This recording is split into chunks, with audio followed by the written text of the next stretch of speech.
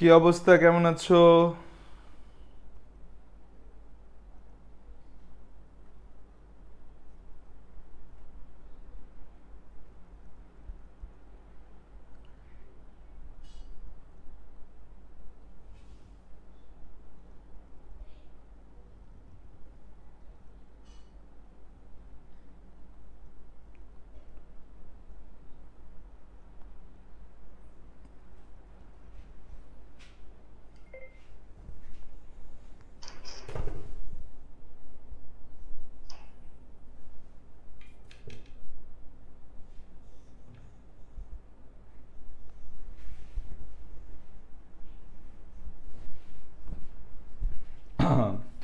আচ্ছা, তো আমরা হচ্ছে অ্যালিফেটিক এবং অ্যারোমেটিক অ্যারোমেটিক পড়া আমাদের শেষ। অ্যালিফেটিক কিন্তু আমরা পড়া শুরু করছি লাস্ট ক্লাসে। কিন্তু আমরা অ্যালিফেটিকের মধ্যে কি পড়ছি?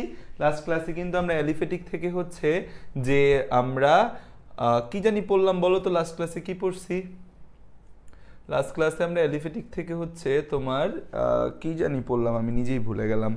আমরা অ্যালিফেটিক থেকে হচ্ছে অ্যামিন তো আজকে পড়বো, আমরা ইথার পড়ছি অ্যালিফেটিক থেকে। আজকে পড়বো আমরা আরেকটা বড় পোর্শন আছে আমাদের, অ্যামিন বাকি আছে, কার্বক্সিলিক অ্যাসিড। আজকে আমরা বাকি অংশগুলো শেষ করব। বাকি অংশগুলো আমাদের পরীক্ষার জন্য অনেক বেশি গুরুত্বপূর্ণ না, তাও যেহেতু আমাদের কোনো কিছু বাকি রাখার অধিকার নেই, সো আমরা কোনো কিছু বাকি রাখবো না, সব কিছু শেষ করব। কারণ পরীক্ষার হল হচ্ছে একটা বেইমান জায়গা। কি হবে যে যেই টপিকটা আপনি বাকি রেখে যাবেন পরীক্ষার হলে, সেই টপিকটা থেকে প্রশ্ন দিয়ে দিবে, আর আপনি তখন হচ্ছে I don't know what do do, I don't know what do do এরকম করবেন।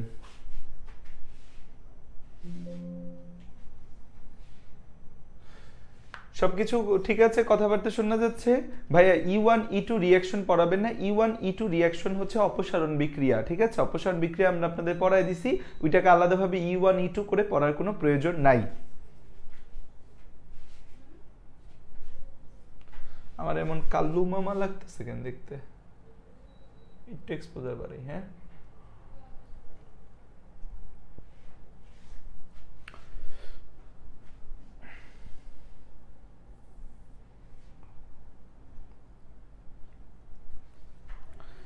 আচ্ছা, এবার আসো অ্যামিন। এবার আসো হচ্ছে আমাদের কি অ্যামিন। এবার আসো হচ্ছে আমাদের অ্যামিন। এবার আসো হচ্ছে আমাদের অ্যামিন। এবার আসো কি দেখতে পাচ্ছি আমরা? অ্যামিন দেখতে পাচ্ছি। এবার আসো আমরা কি দেখতে পাচ্ছি? আমরা দেখতে পাচ্ছি হচ্ছে অ্যামিন। এবার আসো আমরা দেখতে পাচ্ছি হচ্ছে অ্যামিন। এই যে আমাদের অ্যামিন আছে, এই অ্যামিনটা হচ্ছে যে আমাদের কি? অ্যামিন জিনিসটা আসলে কি? অ্যামিন জিনিসটা হচ্ছে আমাদের অ্যালকাইল বা অ্যারাইল গ্রুপের সাথে যখন অ্যামিনো গ্রুপ যুক্ত থাকে তখন তাকে অ্যামিন বলি। অ্যামিন মানে হচ্ছে কার্যকারী সংকেত কি? অ্যামিনের কার্যকারী মূলক কি? অ্যামিনের কার্যকারী মূলক কি? অ্যামিনের কার্যকারী মূলক, অ্যামিনের কার্যকারী মূলক হচ্ছে আমাদের, অ্যামিনের কার্যকারী মূলক হচ্ছে আমাদের NH2। অ্যামিনের কার্যকারী মূলক কি? অ্যামিনের কার্যকারী মূলক হচ্ছে NH2। অ্যামিনের কার্যকারী মূলক কি? অ্যামিনের কার্যকারী মূলক হচ্ছে NH2। অ্যামিনের কার্যকারী মূলক কি? অ্যামিনের কার্যকারী মূলক হচ্ছে NH2। অ্যামিনের কার্যকারী মূলক কি? NH2।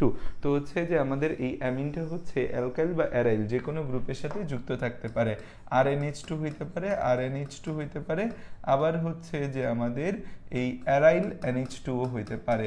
অ্যারাইল NH2 এর নাম কি বলতো? যে অ্যারাইল NH2 বলতে হচ্ছে যে আমাদের এই বেনজিন চক্র, বেনজিন চক্রের উপর NH2, এটাকে বলা হয় অ্যারাইল অ্যামিন। এটার নাম কি বলতো? আমরা অ্যারাইল অ্যামিনটাকে কি নামে ডাকি?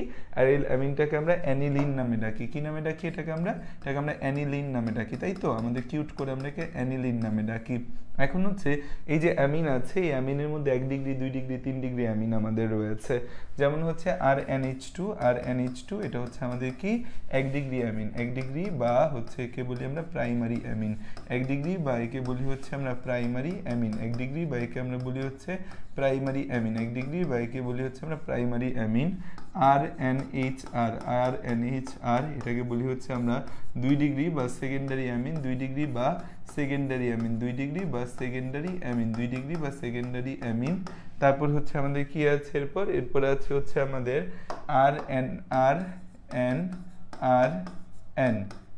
NR, এটা হচ্ছে আমাদের 3 ডিগ্রি বা হচ্ছে টারশিয়ারি অ্যামিন। 3 ডিগ্রি বা টারশিয়ারি অ্যামিন। 3 ডিগ্রি বা টারশিয়ারি অ্যামিন 3 ডিগ্রি বা টারশিয়ারি অ্যামিন, ঠিক আছে। তো আমাদের অ্যামিনের মধ্যে আবার প্রাইমারি, সেকেন্ডারি, টারশিয়ারি অ্যামিন এরকম ক্লাসিফিকেশন কিন্তু অ্যামিনের মধ্যে আছে। অ্যামিনের মধ্যে আবার অ্যালিফেটিক অ্যামিন আর অ্যারোমেটিক অ্যামিন আছে, যেমন এটা হচ্ছে আমাদের একটা অ্যালিফেটিক অ্যামিন আর এটা হচ্ছে আমাদের একটা অ্যারোমেটিক অ্যামিন, এটা অ্যালিফেটিক অ্যামিন আর এটা হচ্ছে আমাদের কি অ্যারোমেটিক অ্যামিন, ঠিক আছে। তাহলে এই হচ্ছে যে আমাদের অ্যামিনের পুরো বিষয়টা, এই হচ্ছে আমাদের অ্যামিনের পুরো বিষয়টা, এই হচ্ছে আমাদের অ্যামিনের পুরো বিষয়টা, এই হচ্ছে আমাদের অ্যামিনের পুরো বিষয়টা, ঠিক আছে। এই হচ্ছে আমাদের অ্যামিনের পুরো বিষয়টা আমরা দেখতে পাইলাম। ক্লিয়ার?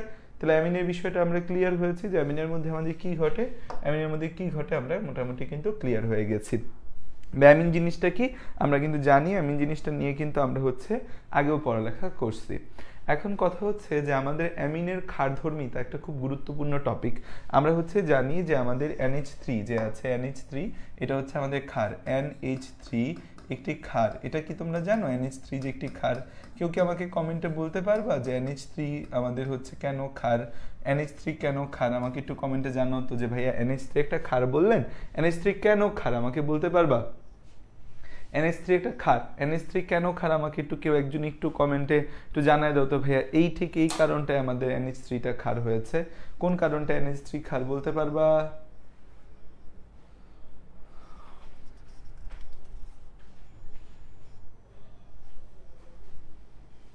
লুইসের মতবাদ অনুযায়ী।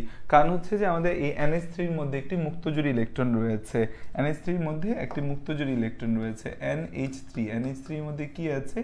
NH3-র মধ্যে মুক্তজোড় ইলেকট্রন আছে, NH3-র মধ্যে মুক্তজোড় ইলেকট্রন আছে, NH3-এর মধ্যে একটি মুক্তজোড় ইলেকট্রন থাকে, NH3-এর মধ্যে একটি মুক্তজোড় ইলেকট্রন থাকে, NH3-এর মধ্যে একটা মুক্তজোড় ইলেকট্রন থাকে, NH3-এর মধ্যে একটা মুক্তজোড় ইলেকট্রন থাকে, NH3-এর মধ্যে একটা মুক্তজোড় ইলেকট্রন থাকে, NH3-এর মধ্যে কি থাকে? NH3-এর মধ্যে একটা মুক্তজোড় ইলেকট্রন থাকে, NH3-এর মধ্যে একটা মুক্তজোড় ইলেকট্রন থাকে, NH3-এর মধ্যে একটি মুক্তজোড় ইলেকট্রন থাকে, NH3-এর মধ্যে একটি কি থাকে? NH3-এর মধ্যে একটা মুক্তজোড় ইলেকট্রন থাকে, NH3-এর মধ্যে একটা মুক্তজোড় ইলেকট্রন থাকে, NH3-এর মধ্যে একটা মুক্তজোড় ইলেকট্রন থাকে, যেই মুক্তজোড় ইলেকট্রনটা NH3-এর মধ্যে কি থাকে? একটা মুক্তজোড় ইলেকট্রন থাকে। লুইস মতবাদ অনুযায়ী আমাদের হচ্ছে এই মুক্তজোড় ইলেকট্রন দাতা, লুইস মতবাদ অনুযায়ী মুক্তজোড় ইলেকট্রন দাতাকে আমরা কি বলি? মুক্তজোড় ইলেকট্রন দাতা, মুক্তজোড় ইলেকট্রন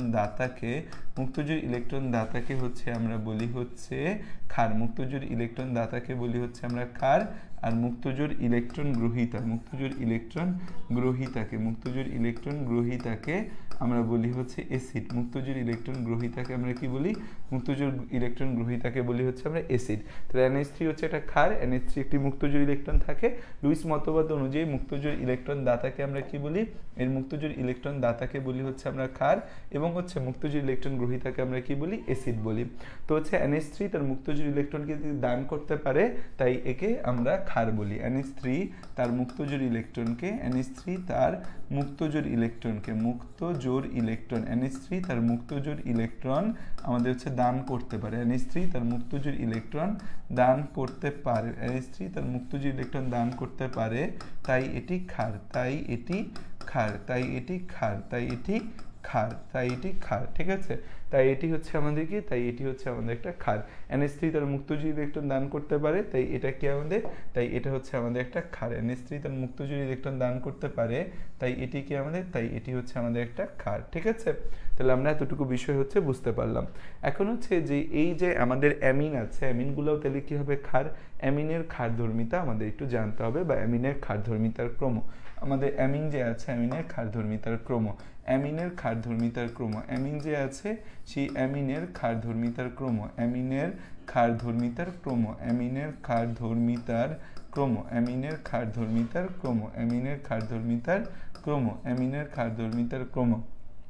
এই যে আমাদের অ্যামিন আছে সেই অ্যামিনের ক্ষারধর্মিতার ক্রম জিনিসটা কি আমরা দেখি। অ্যামিন যে আছে আমাদের, অ্যামিনের মধ্যে হচ্ছে আমাদের ক্ষারধর্মিতার ক্রমটা হচ্ছে যে এরকম, যে হচ্ছে 2 degree greater than 1 degree greater দেন 3 degree, 2 degree greater than 1 degree greater দেন 3 ডিগ্রি। তো আমাদের সব জায়গায় হচ্ছে 3 to 1 বা 1 to 3 এই ধারাবাহিকতাটা ফলো হয়, বাট অ্যামিনের ক্ষেত্রে এরকম কোনো ধারাবাহিকতা ফলো হয় না। 2 ডিগ্রি 1 ডিগ্রি 3 ডিগ্রি, তারপর হচ্ছে যে আমাদের নর্মাল অ্যামিন, তারপর হচ্ছে normal ammonia, ammonia, normal ammonia, তারপরে গিয়ে হয়েছে আমাদের অ্যানিলিন, অ্যানিলিন, এটা হচ্ছে আমাদের অ্যানিলিন, এটা হচ্ছে আমাদের এই অ্যানিলের ক্ষারধর্মিতার ক্রম, অ্যানিলিনের ক্ষারধর্মিতার ক্রম। তো এইগুলো হচ্ছে আমাদের কি, এগুলো হচ্ছে অ্যালিফেটিক অ্যামিন, এগুলো হচ্ছে আমাদের অ্যালিফেটিক অ্যামিন, এগুলো হচ্ছে আমাদের অ্যালিফেটিক অ্যামিন, এগুলো হচ্ছে আমাদের অ্যালিফেটিক অ্যামিন। আর এটা হচ্ছে আমাদের অ্যারোমেটিক অ্যামিন। অ্যানিলিন কি, aromatic amine, aromatic amine, aromatic amine, aromatic amine, aromatic amine, aromatic amine, aromatic amine. এখন কথা হয়েছে অ্যামোনিয়া থেকেও অ্যালিফেটিক অ্যামিনগুলো বেশি ক্ষারধর্মী, আবার হচ্ছে অ্যারোমেটিক অ্যামিনের ক্ষারধর্মিতা সবচেয়ে কম, অ্যারোমেটিক অ্যামিনের ক্ষারধর্মিতা সবচেয়ে কম। কেন হচ্ছে অ্যারোমেটিক অ্যামিনের ক্ষারধর্মিতা সবচেয়ে কম হচ্ছে, বা কেন অ্যালিফেটিক অ্যামিনগুলোর ক্ষারধর্মিতা তো বেশি হচ্ছে? অ্যালিফেটিক অ্যামিনগুলোর মধ্যে 2 ডিগ্রি কেন অধিক সক্রিয় হচ্ছে বাকি সকলের থেকে? খেয়াল করে দেখো, বিষয়টা হচ্ছে যে এই ক্রমটা আমাদের মনে রাখতে হবে। এমসিকিউতে যেমন আমাদের খুব আসবে, খ নম্বরের প্রশ্ন আমাদের খুব আসবে। তো প্রথম কথা হচ্ছে অ্যালিফেটিক অ্যামিন কেন হচ্ছে অ্যারোমেটিক অ্যামিন থেকে অধিক ক্ষারধর্মী। আমরা ছোট ছোট একটা প্রশ্ন করে হচ্ছে সমাধান করি। যে 1 নম্বর হচ্ছে যে আমাদের aliphatic amine, aliphatic amine, aliphatic amine, aliphatic amine হচ্ছে আমাদের অ্যালিফেটিক অ্যামিন কেন অ্যামোনিয়া থেকে অধিক ক্ষারধর্মী, কেন অ্যামোনিয়া থেকে, কেন অ্যামোনিয়া থেকে অধিক ক্ষারধর্মী, কেন অ্যামোনিয়া থেকেও অধিক ক্ষারধর্মী, কেন অ্যামোনিয়া থেকেও অধিক ক্ষারধর্মী, কেন অ্যামোনিয়া থেকেও অধিক ক্ষারধর্মী, কেন অ্যামোনিয়া থেকেও অধিক ক্ষারধর্মী। ঠিক আছে, খেয়াল করে দেখো যে অ্যালিফেটিক যে অ্যামিন আছে, সেই অ্যালিফেটিক অ্যামিনটা কেন অ্যামোনিয়া থেকেও অধিক ক্ষারধর্মী। কারণ কি, কারণ হচ্ছে যে অ্যালকিনে মানে আমাদের হচ্ছে যে এই ক্ষারধর্মিতা নির্ভর করতেছে কিসের উপর? ক্ষারধর্মিতা নির্ভর করতেছে এই নাইট্রোজেনের, আমাদের হচ্ছে যে একটা অ্যালিফেটিক অ্যামিন আমরা আঁকি যে NH2, আর এর সাথে কি আছে, আর আছে, আর অ্যামোনিয়া হচ্ছে NH3, এর মধ্যে হচ্ছে এর ক্ষারধর্মিতা বেশি। কেন বেশি হচ্ছে? কারণ এখানে মেইন বিষয়টা হচ্ছে মুক্তজোড় ইলেকট্রন, মুক্তজোড় ইলেকট্রন। এখানে হচ্ছে যে আমাদের মুক্তজোড় ইলেকট্রনে, আমাদের মুক্তজোড় ইলেকট্রন দান করার প্রবণতা তার বেশি থাকবে যার ইলেকট্রন ঘনত্ব বেশি হবে। তো হচ্ছে আমাদের এই অ্যাসিডের ক্ষারধর্মিতা, সরি অ্যাসিড না, মানে হচ্ছে ক্ষারধর্মিতা আমাদের হচ্ছে এই ক্ষারের ক্ষারধর্মিতা নির্ভর করে এর মুক্তজোড় ইলেকট্রনের ঘনত্বের উপর, এর মুক্তজোড় ইলেকট্রনের ঘনত্বের উপর। এই যে আমাদের ক্ষারগুলো আছে, এই ক্ষারগুলার ক্ষারধর্মিতা ডিপেন্ড করতেছে এর মুক্তজোড় ইলেকট্রনের ঘনত্বের উপর, এর মুক্তজোড় ইলেকট্রনের ঘনত্বের উপর, এর মুক্তজোড় ইলেকট্রনের ঘনত্বের উপর। ঠিক আছে, তাহলে আমাদের যে হচ্ছে ক্ষার আছে, ক্ষারের ক্ষারধর্মিতা নির্ভর করে এর মুক্তজোড় ইলেকট্রনের ঘনত্বের উপর, এর মুক্তজোড় ইলেকট্রনের ঘনত্বের উপর। ঠিক আছে, ঘনত্বের উপর ক্ষারের ক্ষারধর্মিতা নির্ভর করে এর মুক্তজোড় ইলেকট্রনের ঘনত্বের উপর, এর মুক্তজোড় ইলেকট্রনের ঘনত্বের উপর এটা ক্ষারের ক্ষারধর্মিতা নির্ভর করে। ঠিক আছে, এখন এই যে আমাদের RNH2 আছে, এই RNH2 ক্ষারের ক্ষারধর্মিতা নির্ভর করে এর মুক্তজোড় ইলেকট্রনের ঘনত্বের উপর। ঠিক আছে, এখন কথা হয়েছে যে আমাদের এই অ্যামোনিয়ার চেয়ে আমাদের হচ্ছে অ্যালিফেটিক অ্যামিন, অ্যামোনিয়ার চেয়ে অ্যালিফেটিক অ্যামিন অধিক ক্ষারধর্মী, কারণ হচ্ছে আমাদের এই অ্যারোমেটিক অ্যামিনে ক্ষারধর্মী, কারণ আমাদের হচ্ছে এই অ্যারোমেটিক অ্যামিনে, কারণ হচ্ছে অ্যারোমেটিক অ্যামিনে, কারণ কি আমাদের এই অ্যারোমেটিক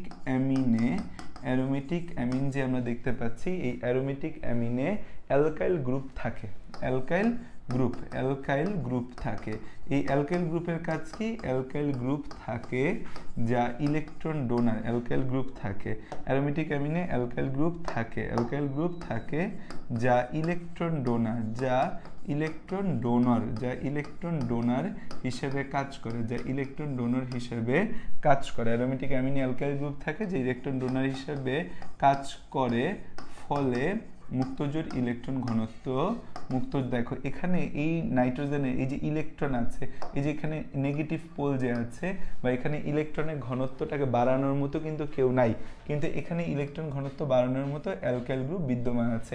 এখানে ইলেকট্রন ঘনত্ব বাড়ানোর মতো কি গ্রুপ বিদ্যমান আছে? অ্যালকাইল গ্রুপ বিদ্যমান আছে, অ্যালকাইল গ্রুপ বিদ্যমান আছে, ঠিক আছে। তাহলে হচ্ছে যে আমাদের অধিক ক্ষারধর্মী, কারণ অ্যারোমেটিক অ্যামিনে অ্যালকাইল গ্রুপ থাকে যা ইলেকট্রন ডোনার হিসেবে কাজ করে, ফলে মুক্তজোড় ইলেকট্রনের ঘনত্ব বেশি হয়, তাই এই অ্যালিফেটিক অ্যামিনের ক্ষারধর্মিতা বেশি, অ্যালিফেটিক অ্যামিনের ক্ষারধর্মিতা অ্যামোনিয়া থেকে বেশি, অ্যালিফেটিক অ্যামিনের ক্ষারধর্মিতা অ্যামোনিয়া থেকে বেশি, ক্ষারধর্মিতা অ্যামোনিয়া থেকে বেশি, ঠিক আছে। ক্লিয়ার? এতটুকু বিষয় ক্লিয়ার আমরা?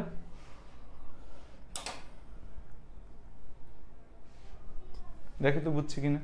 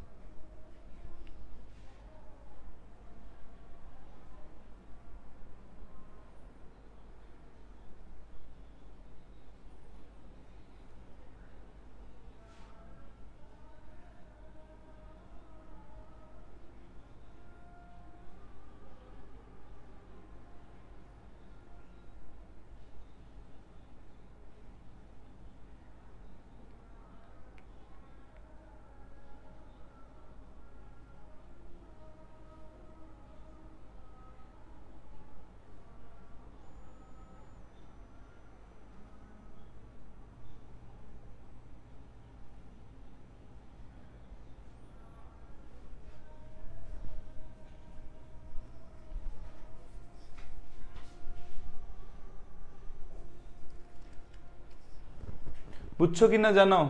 বুঝছো, আচ্ছা। এখন হচ্ছে যে আমাদের অ্যালিফেটিক অ্যামিনের ক্ষারধর্মিতার ক্রম 2 degree greater than 1 degree greater দেন 3 ডিগ্রি কেন? তারপর 2 নম্বর প্রশ্ন হচ্ছে আমাদের অ্যালিফেটিক অ্যামিনের ক্ষারধর্মিতার ক্রম, অ্যালিফেটিক অ্যামিনের ক্ষারধর্মিতার ক্রম,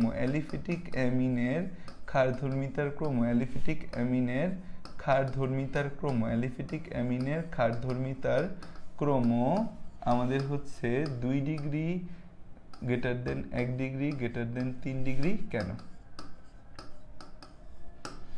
দেখো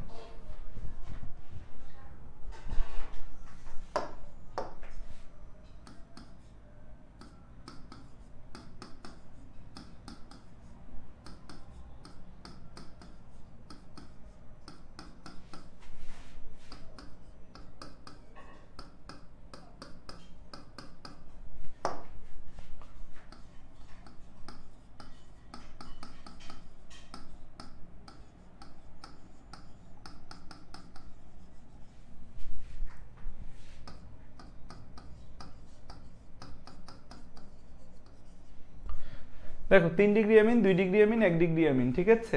এখন হচ্ছে আমরা জানি যে অ্যামিনের ইলেকট্রন ঘনত্বটা, যে অ্যামিনের মুক্তজোড় ইলেকট্রন মানে নাইট্রোজেনের মধ্যে মুক্তজোড় ইলেকট্রন থাকে, তার মানে হচ্ছে যে অ্যামিনের নাইট্রোজেনের ইলেকট্রন ঘনত্ব বেশি সেই অ্যামিন অধিক ক্ষারধর্মী হওয়ার কথা, অধিক ক্ষারধর্মী হবে। তাহলে হচ্ছে যে অ্যামিনের নাইট্রোজেনের ইলেকট্রন ঘনত্ব বেশি, যে অ্যামিনের নাইট্রোজেনের ইলেকট্রন ঘনত্ব বেশি সে অ্যামিন অধিক ক্ষারধর্মী হবে। যে অ্যামিনের নাইট্রোজেনের ইলেকট্রন ঘনত্ব বেশি সে অ্যামিন অধিক ক্ষারধর্মী হবে, সে অ্যামিন অধিক ক্ষারধর্মী হবে, সে অ্যামিন অধিক ক্ষারধর্মী হবে। সেই হিসাবে 3 ডিগ্রি অ্যামিন অধিক ক্ষারধর্মী হওয়ার কথা, 3 ডিগ্রি অ্যামিন অধিক ক্ষারধর্মী হওয়ার কথা, যেহেতু যেহেতু যেহেতু এখানে ইলেকট্রন দাতা তিনটি অ্যালকাইল গ্রুপ আছে, ইলেকট্রন দাতা তিনটা অ্যালকাইল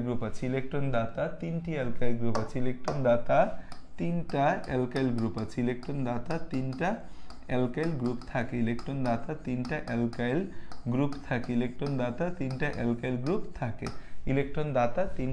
গ্রুপ থাকে, তাই এটা হচ্ছে আমাদের অধিক ক্ষারধর্মী।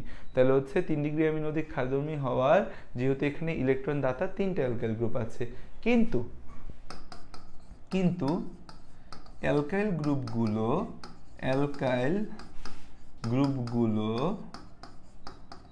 বড়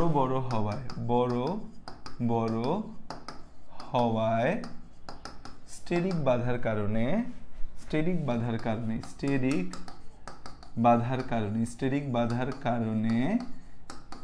3 ডিগ্রি অ্যামিন সহজে ইলেকট্রন দান করতে পারে না।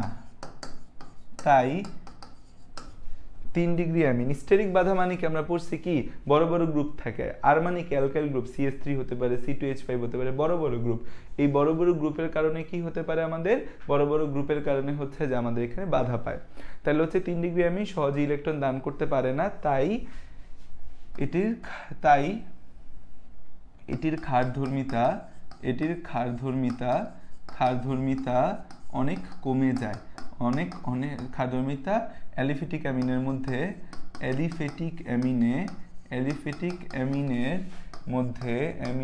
মধ্যে সবচেয়ে বেশি হওয়ার জায়গায়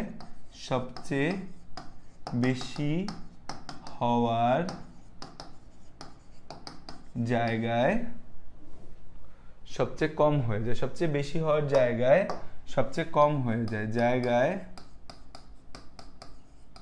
সবচেয়ে কম হয়ে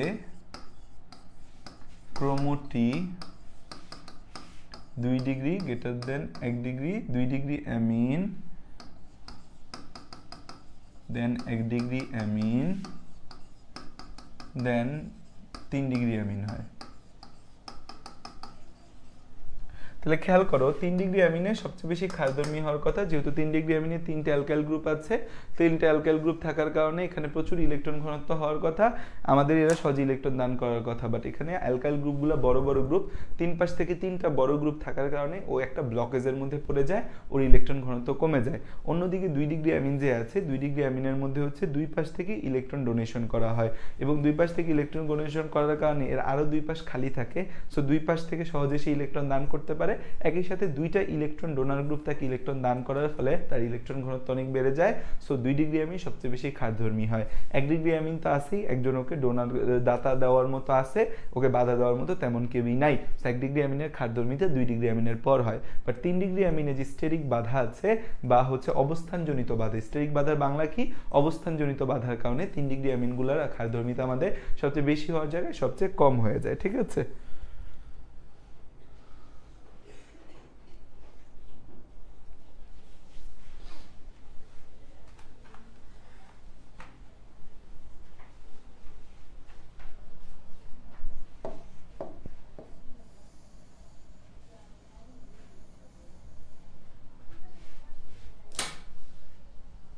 ক্লিয়ার?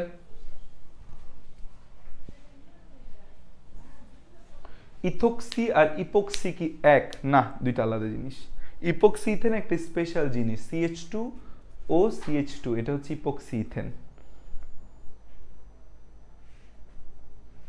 1 ডিগ্রি অ্যামিন ফার্স্টে আসলো না, কারণ হচ্ছে 1 ডিগ্রি অ্যামিনে অ্যালকাইল দাতা গ্রুপ একটা, 2 ডিগ্রি অ্যামিনে অ্যালকাইল দাতা গ্রুপ 2টা, প্লাস 2 ডিগ্রি অ্যামিনে কোনো স্টেরিক বাধা নাই, সো যেহেতু এখানে স্টেরিক বাধা নেই প্লাস 2টা ডোনার গ্রুপ আছে, এই জন্য 2 ডিগ্রি অ্যামিন সবচেয়ে বেশি ক্ষারধর্মী।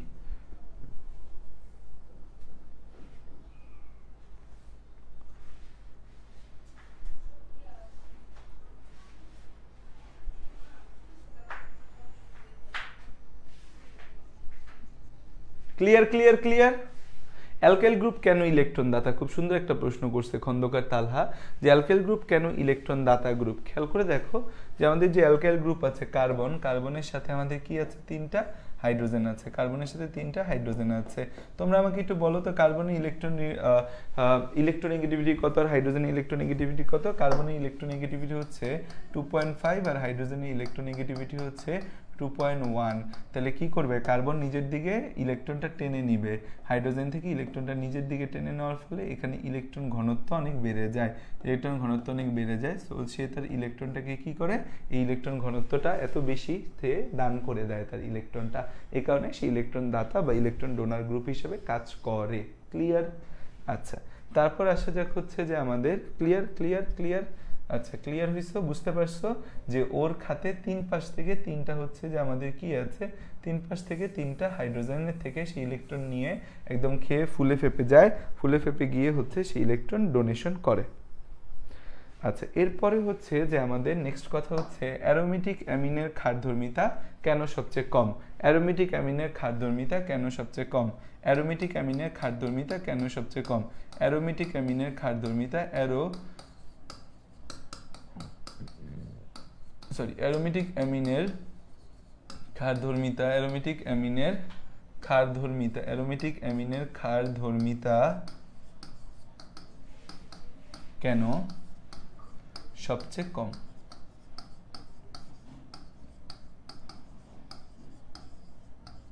অ্যারোমেটিক অ্যামিনের ক্ষারধর্মিতা কেন সবচেয়ে কম? উত্তর হচ্ছে যে আমাদের এই অ্যারোমেটিক অ্যামিন বা অ্যানিলিনে আমাদের কি হয়? অ্যানিলিনে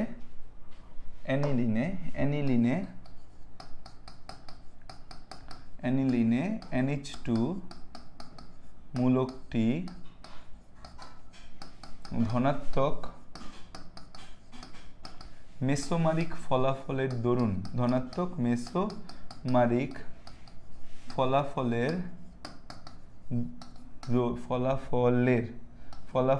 দরুন, ধনাত্মক মেসোমারিক ফলাফলের দরুন আমাদের হচ্ছে এই অ্যানিলিনের NH2 মূলকটি ধনাত্মক মেসোমারিক ফলাফলের দরুন তার ইলেকট্রন বেনজিন বলয়ের দিকে ঠেলে দেয়, বেনজিন বলয়ের দিকে ঠেলে দেওয়ায় এই NH2 তে ইলেকট্রন, NH2 এর নাইট্রোজেনে ইলেকট্রন স্বল্পতা তৈরি হয়,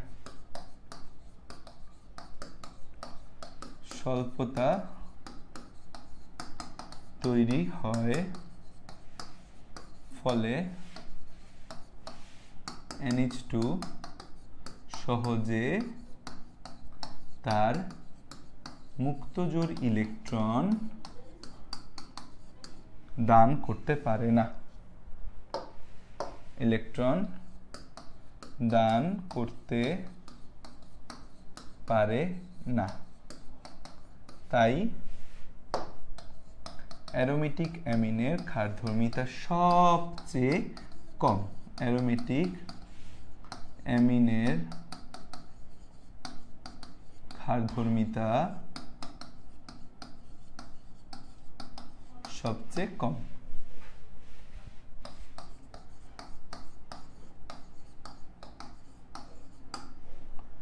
ক্লিয়ার?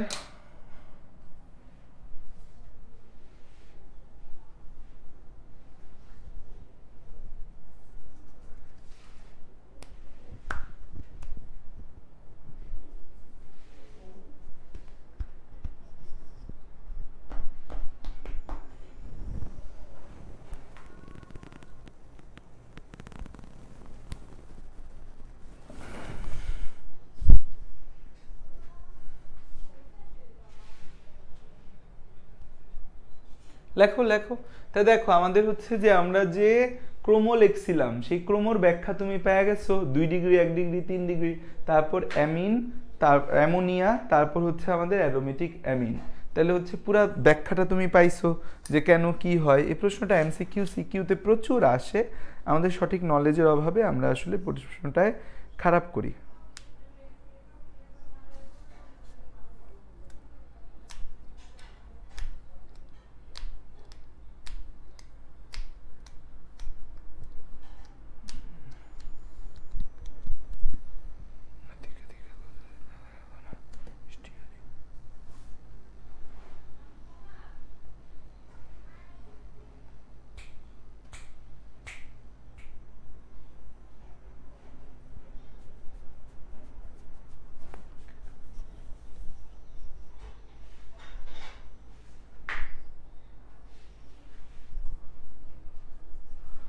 ওকে, এখন আসো যে আমরা হচ্ছে এই অ্যামিনের প্রস্তুতিতে যাই। অ্যামিনের প্রস্তুতি আমরা বলছি যে কোনো জায়গায় আসলে আমরা দুইটা কাজ করব, একটা হচ্ছে প্রস্তুতি শিখবো আর একটা শনাক্তকরণ শিখবো।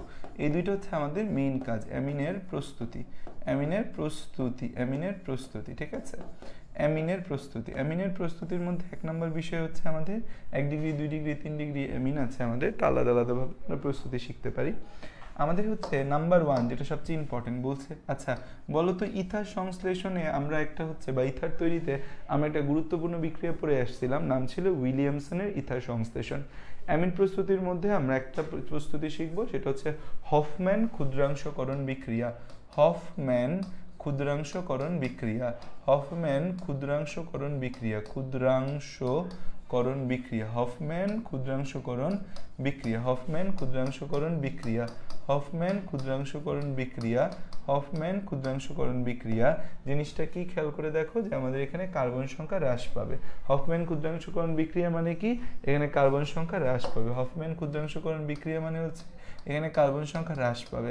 মনে রাখবা আমাদের বইয়ের মধ্যে কার্বন সংখ্যা হ্রাস করে এমন দুইটা বিক্রিয়া আছে, কার্বন সংখ্যা হ্রাস করে এমন দুইটা বিক্রিয়া আছে। নাম্বার 1 কি, যে কার্বন সংখ্যা হ্রাস করে, কার্বন সংখ্যা হ্রাস করে হচ্ছে এরকম নাম্বার 1 বিক্রিয়া কোনটা, নাম্বার 2 বিক্রিয়া কোনটা বলো তো। আমরা কার্বন সংখ্যা হ্রাস করে এরকম দুইটা বিক্রিয়া পাইলাম, একটা হচ্ছে যে আমাদের হফম্যান ক্ষুদ্রাংশকরণ বিক্রিয়া, আরেকটা কি বিক্রিয়া বলো তো, আরেকটা কি বিক্রিয়া বলো, যে এখানে কার্বন সংখ্যা হ্রাস পাচ্ছে।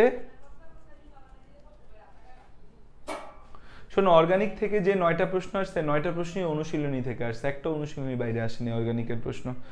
অর্গানিকের প্রশ্ন একটা প্রশ্ন অনুশীলনীর বাইরে আসে নাই, ঠিক আছে। এবং কেমিস্ট্রি আমরা যা পড়াইছি আমাদের অ্যাডমিশন ব্যাচে, সেখান থেকে কেমিস্ট্রি 22টা প্রশ্নই কমন আসছে। এবং আমরা যে পরীক্ষার প্রশ্ন মানে আমাদের যে বিভিন্ন পরীক্ষা নিয়েছি, আমরা অফলাইন এক্সাম নিয়েছি, আমরা অফলাইন এক্সামের প্রশ্ন পাঠাইছি, অনলাইন এক্সাম নিয়েছি, সেখান থেকে প্রায় 24টা প্রশ্নই কেমিস্ট্রি কমন আসছে। ফিজিক্সও আমাদের প্রশ্ন থেকেই এবং আমাদের পড়ানো থেকেই প্রায় 18টা কমন আসছে। ম্যাথ 2টা আনকমন টাইপের ম্যাথ ছিল, 17টা ম্যাথ কমন আসছে। বায়োলজি মানে হচ্ছে যে যত ভালো করে পড়া, কারো কোনো টিচারেরই 17-18টার বেশি কমন আসেনি। এটা হচ্ছে বায়োলজি, মানে এক্স্যাক্ট কমন বায়োলজি প্রশ্ন আসেনি। তাও যারা ভালো করে পড়ছে তারা বায়োলজিতে 18, 19, 20, 21, 22 এরকম অ্যান্সার করে আসতে পারছে।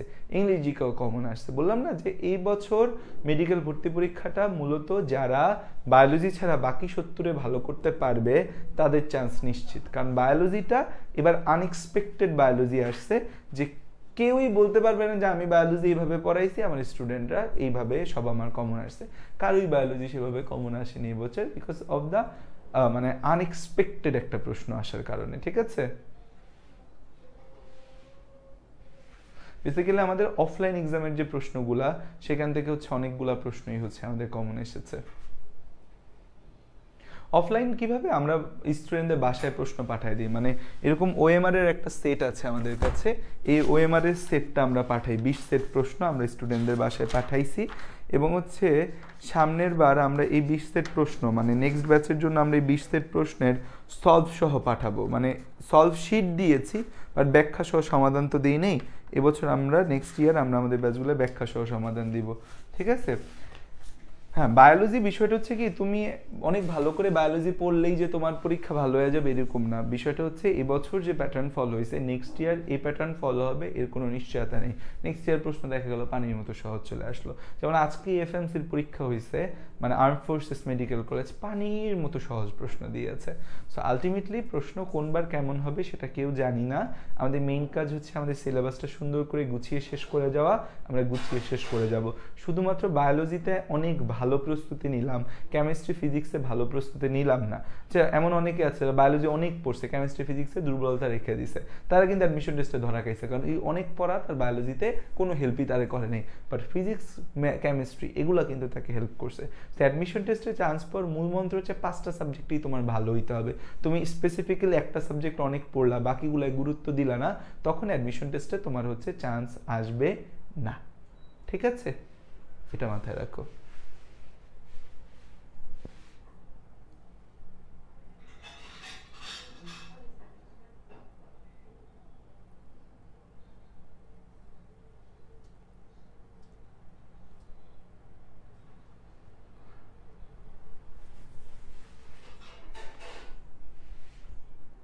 ইয়েস, আমির মিয়া ভালো কথা বলছে, এটা মাইন্ড গেম ছিল, মাথা ঠান্ডা রাখাটাই মেইন ফ্যাক্ট ছিল। হ্যাঁ, যারা মাথা ঠান্ডা রেখে এক্সাম দিতে পারছে তারা অনেক প্রশ্ন অ্যান্সার করতে পারছে। সহজ সহজ কিছু প্রশ্ন ছিল, ব্যাকটেরিয়া নিয়ে, আলোক সংশ্লেষণ নিয়ে, অনেক প্রশ্ন কিন্তু সহজ ছিল। বাট মাথা যে ঠান্ডা রাখতে পারবে, অ্যাডমিশন টেস্ট এটাই দেখা হয়।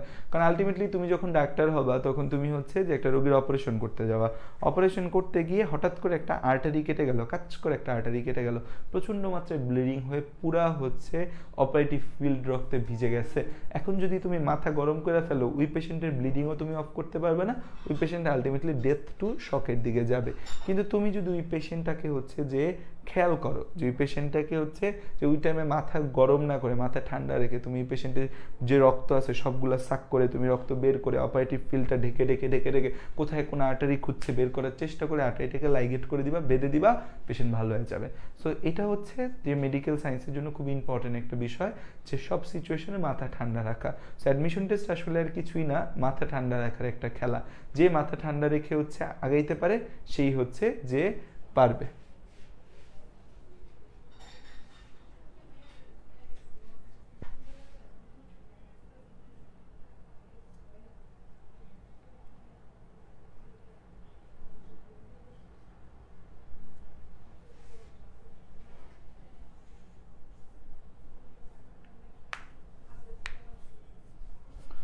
আচ্ছা, যেখানে আমরা ছিলাম হফম্যান ক্ষুদ্রাংশকরণ বিক্রিয়া, তাহলে কার্বন সংখ্যা হ্রাস করে আমাদের এরকম দুইটা বিক্রিয়া আছে, ডিকার্বক্সিলেশন আর হফম্যান ক্ষুদ্রাংশকরণ বিক্রিয়া।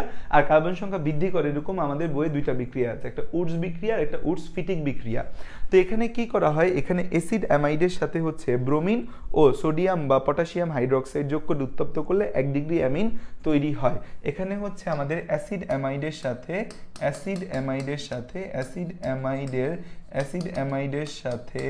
আমাদের হচ্ছে ব্রোমিন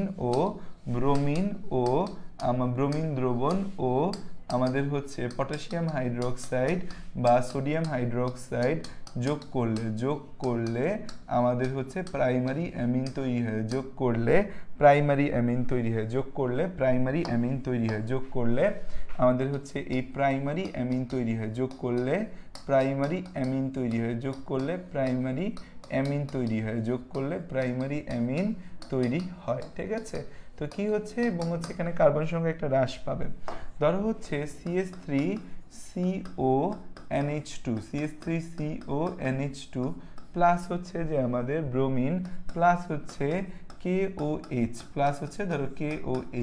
তাহলে এখন এখান থেকে কি তৈরি হবে, এখান থেকে এই আমাদের অ্যামাইডে যত কার্বন আছে তার থেকে একটা কার্বন কমে অ্যামিন হবে। বেসিক্যালি এই যে আমাদের সিও যে মূলক আছে এটা অপসারিত হয়ে যাবে, সিও মূলকটা অপসারিত হয়ে গিয়ে আমাদের কি তৈরি হবে, CH3NH2 প্লাস হচ্ছে আমাদের KBr প্লাস হচ্ছে যে আমাদের এই K2CO3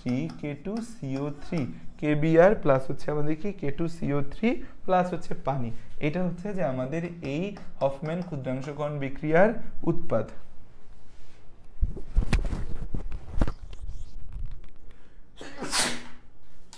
আচ্ছা, এই বিক্রিয়াটা দিয়ে আমরা অ্যানিলিনও প্রস্তুত করতে পারি। বেনজামাইড থেকে এই পদ্ধতিতে কিন্তু আমরা অ্যানিলিনও প্রস্তুত করতে পারি। যেমন এই যে বেনজিন আছে, এই বেনজিনের সাথে হচ্ছে আমাদের CONH2 যখন থাকবে তখন সেটাকে বলবো আমরা বেনজামাইড। এই বেনজামাইডের সাথে যখন হচ্ছে আমরা এই NH2 প্লাস Br2 প্লাস হচ্ছে ধরো এখানে সোডিয়াম হাইড্রোক্সাইড যুক্ত করলাম, তখন এখান থেকে কি তৈরি হবে, এখান থেকে অ্যানিলিন তৈরি হবে প্লাস হচ্ছে যে আমাদের এইখান থেকে KBr এর জায়গায় NaBr প্লাস K2CO3 জায়গায় Na2CO3 প্লাস H2O, আমাদের এই তিনটা জিনিস হচ্ছে আমাদের তৈরি হয়। তাহলে আমাদের এটা হচ্ছে হফম্যান ক্ষুদ্রাংশকরণ বিক্রিয়া। তাহলে হফম্যান ক্ষুদ্রাংশকরণ বিক্রিয়া সম্পর্কে আমরা ধারণা পেয়ে গেছি। দেখো এই জিনিসগুলো কিন্তু একটু বারবার পড়ে মুখস্থ করতে হবে, নাহলে পরীক্ষা হলে জিন্দেগিতে এসব জিনিস মনে থাকাটা কিন্তু খুব টাফ।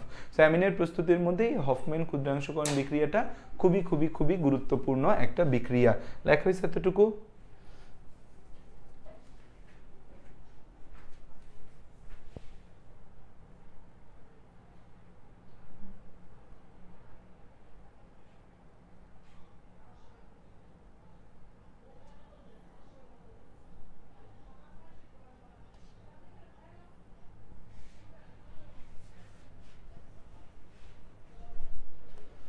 লেখা শেষ করো দ্রুত।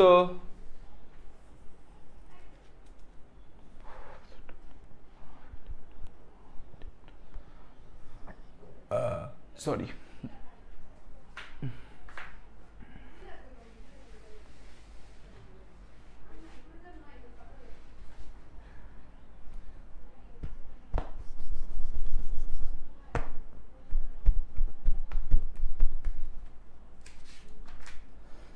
আরেকটা প্রস্তুতি আমরা শিখবো অ্যামিনের আরেকটা প্রস্তুতি আমরা শিখবো, সেটা হচ্ছে আমাদের অ্যালকেন নাইট্রাইল বা আইসোনাইট্রাইল হতে। অ্যালকেন নাইট্রাইল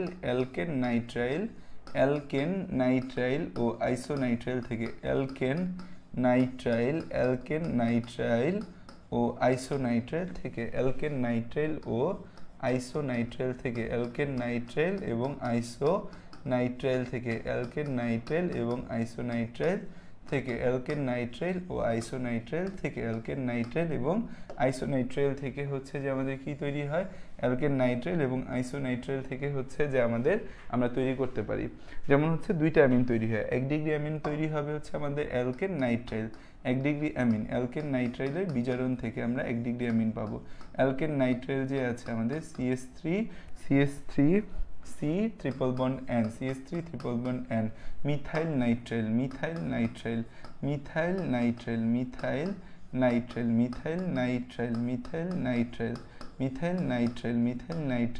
আমাদের হচ্ছে এই CH3 C triple bond N, methyl nitrile. একে আমরা জারিত করব, জারিত করার জন্য আমরা লিথিয়াম অ্যালুমিনিয়াম টেট্রাহাইড্রাইড দ্রবণ ব্যবহার করব। লিথিয়াম অ্যালুমিনিয়াম টেট্রাহাইড্রেট দিয়ে হচ্ছে যে আমরা এটাকে শুষ্ক ইথার, এটা তো বেসিক্যালি খুব মানে খুব তীব্র জারক একটা লিথিয়াম অ্যালুমিনিয়াম টেট্রাহাইড্রেট, তো হচ্ছে এই জন্য শুষ্ক ইথার ব্যবহার করি। ইথার সবসময় একটা নিষ্ক্রিয় দ্রাবক হিসাবে ব্যবহার হয়, এটা নিষ্ক্রিয় পরিবেশ মেনটেন করতে আমাদের ইথার ব্যবহার হয়। তো হচ্ছে আমরা মিথাইল নাইট্রাইলকে যদি আমরা জারিত করি, মিথাইল নাইট্রাইলকে জারিত করলে আমরা এখান থেকে কি পাবো, আমরা অ্যামিন পাবো, 1 ডিগ্রি অ্যামিন পাবো। এই পাই বন্ধনগুলো ভেঙে আমাদের হচ্ছে যে পাই বন্ধনগুলো ভেঙে সেখানে আমাদের হাইড্রোজেন যুক্ত হবে। তাহলে এখানে পাই বন্ধন ভাঙা হচ্ছে, 2টা পাই বন্ধনই ভেঙে যায়, তাহলে এখানে হাইড্রোজেন যুক্ত হবে কয়টা, 2টা পাই বন্ধন ভাঙলে হাইড্রোজেন যুক্ত হবে 4টা, 2টা পাই বন্ধন ভাঙলে হাইড্রোজেন যুক্ত হবে কয়টা, 4টা। বা হচ্ছে আমাদের CH3 CH2 NH2, ঠিক আছে, CH3 CH2 NH2। তাহলে এটা হচ্ছে কি আমাদের 1 ডিগ্রি অ্যামিন, এটা হচ্ছে কি আমাদের 1 ডিগ্রি অ্যামিন, এটা কি আমাদের, এটা হচ্ছে 1 ডিগ্রি অ্যামিন। তার পাশে যা হচ্ছে আমাদের 2 ডিগ্রি অ্যামিন, তার পাশে যা হচ্ছে আমাদের 2 degree amine, 2 degree amine, 2 degree amine, 2 degree amine, 2 degree amine যে আছে আমাদের 2 ডিগ্রি অ্যামিন, 2 ডিগ্রি অ্যামিন। এই যে 2 ডিগ্রি অ্যামিন আছে এটা আইসোনাইট্রাইল থেকে তৈরি হয়।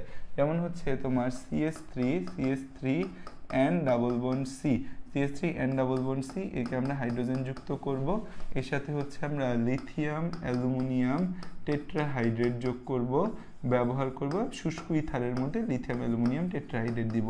কি হবে, কিচ্ছু হবে না, জাস্ট পাই বন্ধনগুলো ভাঙা যাবে, পাই বন্ধন ভাঙা গিয়ে বাকি কাজ করবে। CH3 N এখানে C, তাহলে এখানে একটা হাইড্রোজেন যুক্ত হবে, বাকি হাতগুলায় হাইড্রোজেন যুক্ত হয়ে আমাদের কি হবে, 2 ডিগ্রি অ্যামিন। এটা 1 ডিগ্রি অ্যামিন ছিল, এটা 2 ডিগ্রি অ্যামিন তৈরি হলো, 1 ডিগ্রি অ্যামিন আর হচ্ছে 2 ডিগ্রি অ্যামিন, তাই না?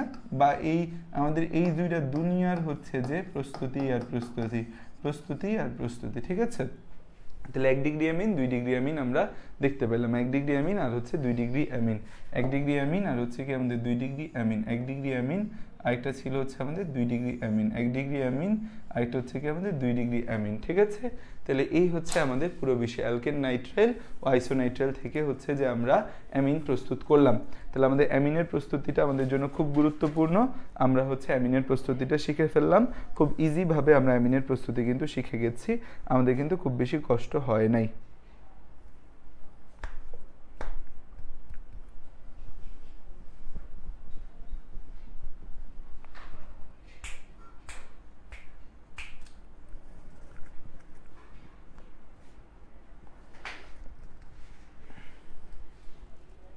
ঠিক আছে,